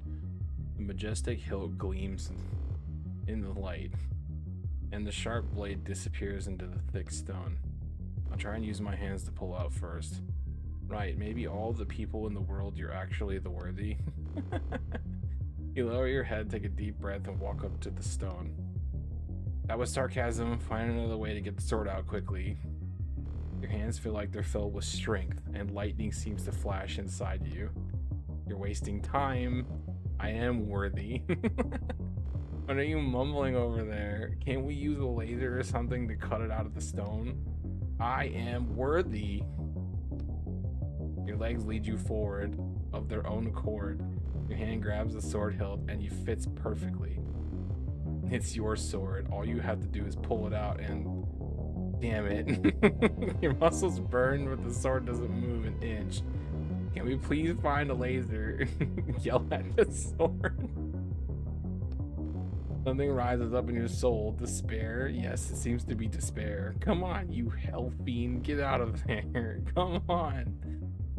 Anger and yelling are a perfect combination, but Excalibur doesn't care. It remains cold, mocking, and motionless. They're getting desperate. They'll blow up the whole ship. A high-pitched squeal from behind the door drowns out the siren's wail. They remember that they have an automatic chainsaw, diamond-coated, from page 142. Now we really don't have time him at all. Glaring at the stone, you fumble around your pockets. Why would I use the rag? The pickaxe glints in your hands and you wind up, strike the edge of the stone. A big ragged chunk falls to the floor with a crash. That's kind of unfair, but pretty efficient. I need to get that sword at any cost. The shouting behind the door gets louder. Pickaxe striking sounds. The sword lurches forward and you throw your pickaxe aside and manage to catch it at the last second. Timeout. Nobody did that. There are still bits of stone on the blade, but all in all, Excalibur is free. You're fast. Seems like the stone got pretty worn out over the course of the journey. You try to praise Excalibur triumphantly, but it's too heavy. Besides, the saw's sharp teeth are tearing apart the thick steel door right before your very eyes. Time to get out of here. Time. You grasp the sword with all of your strength to get out of here.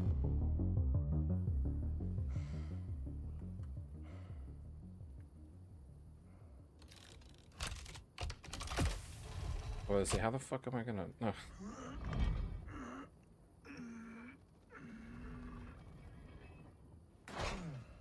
That's funny.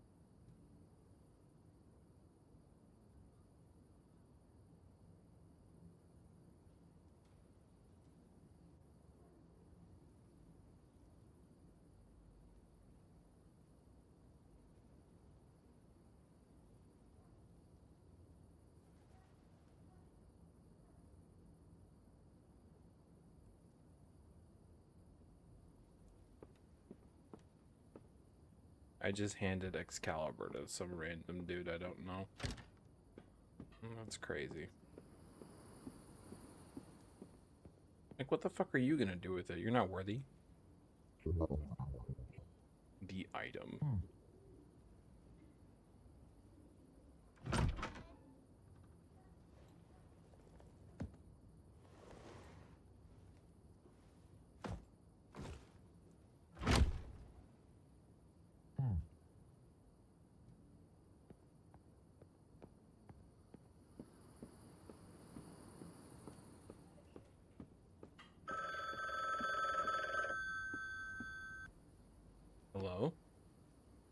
Etienne, you called. Did something happen?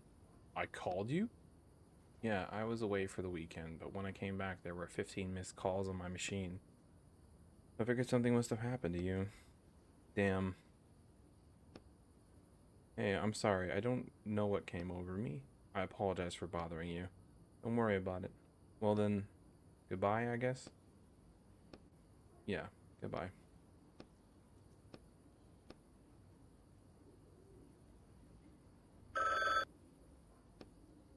The order has been accepted. You may go. There was no envelope. What envelope? You know, the one with the money inside that you usually give me after? Last time you ruined an order that cost me 600,000 pounds sterling. How much? Do you think I'm going to pay you for that? Think of it as compensation for my losses. Hold on, you paid me 1,000 per order. That still leaves you with so much money. That's all I have to say.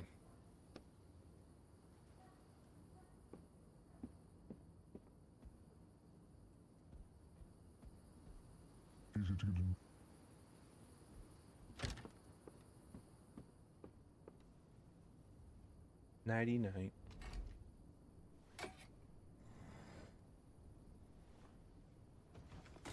Hans.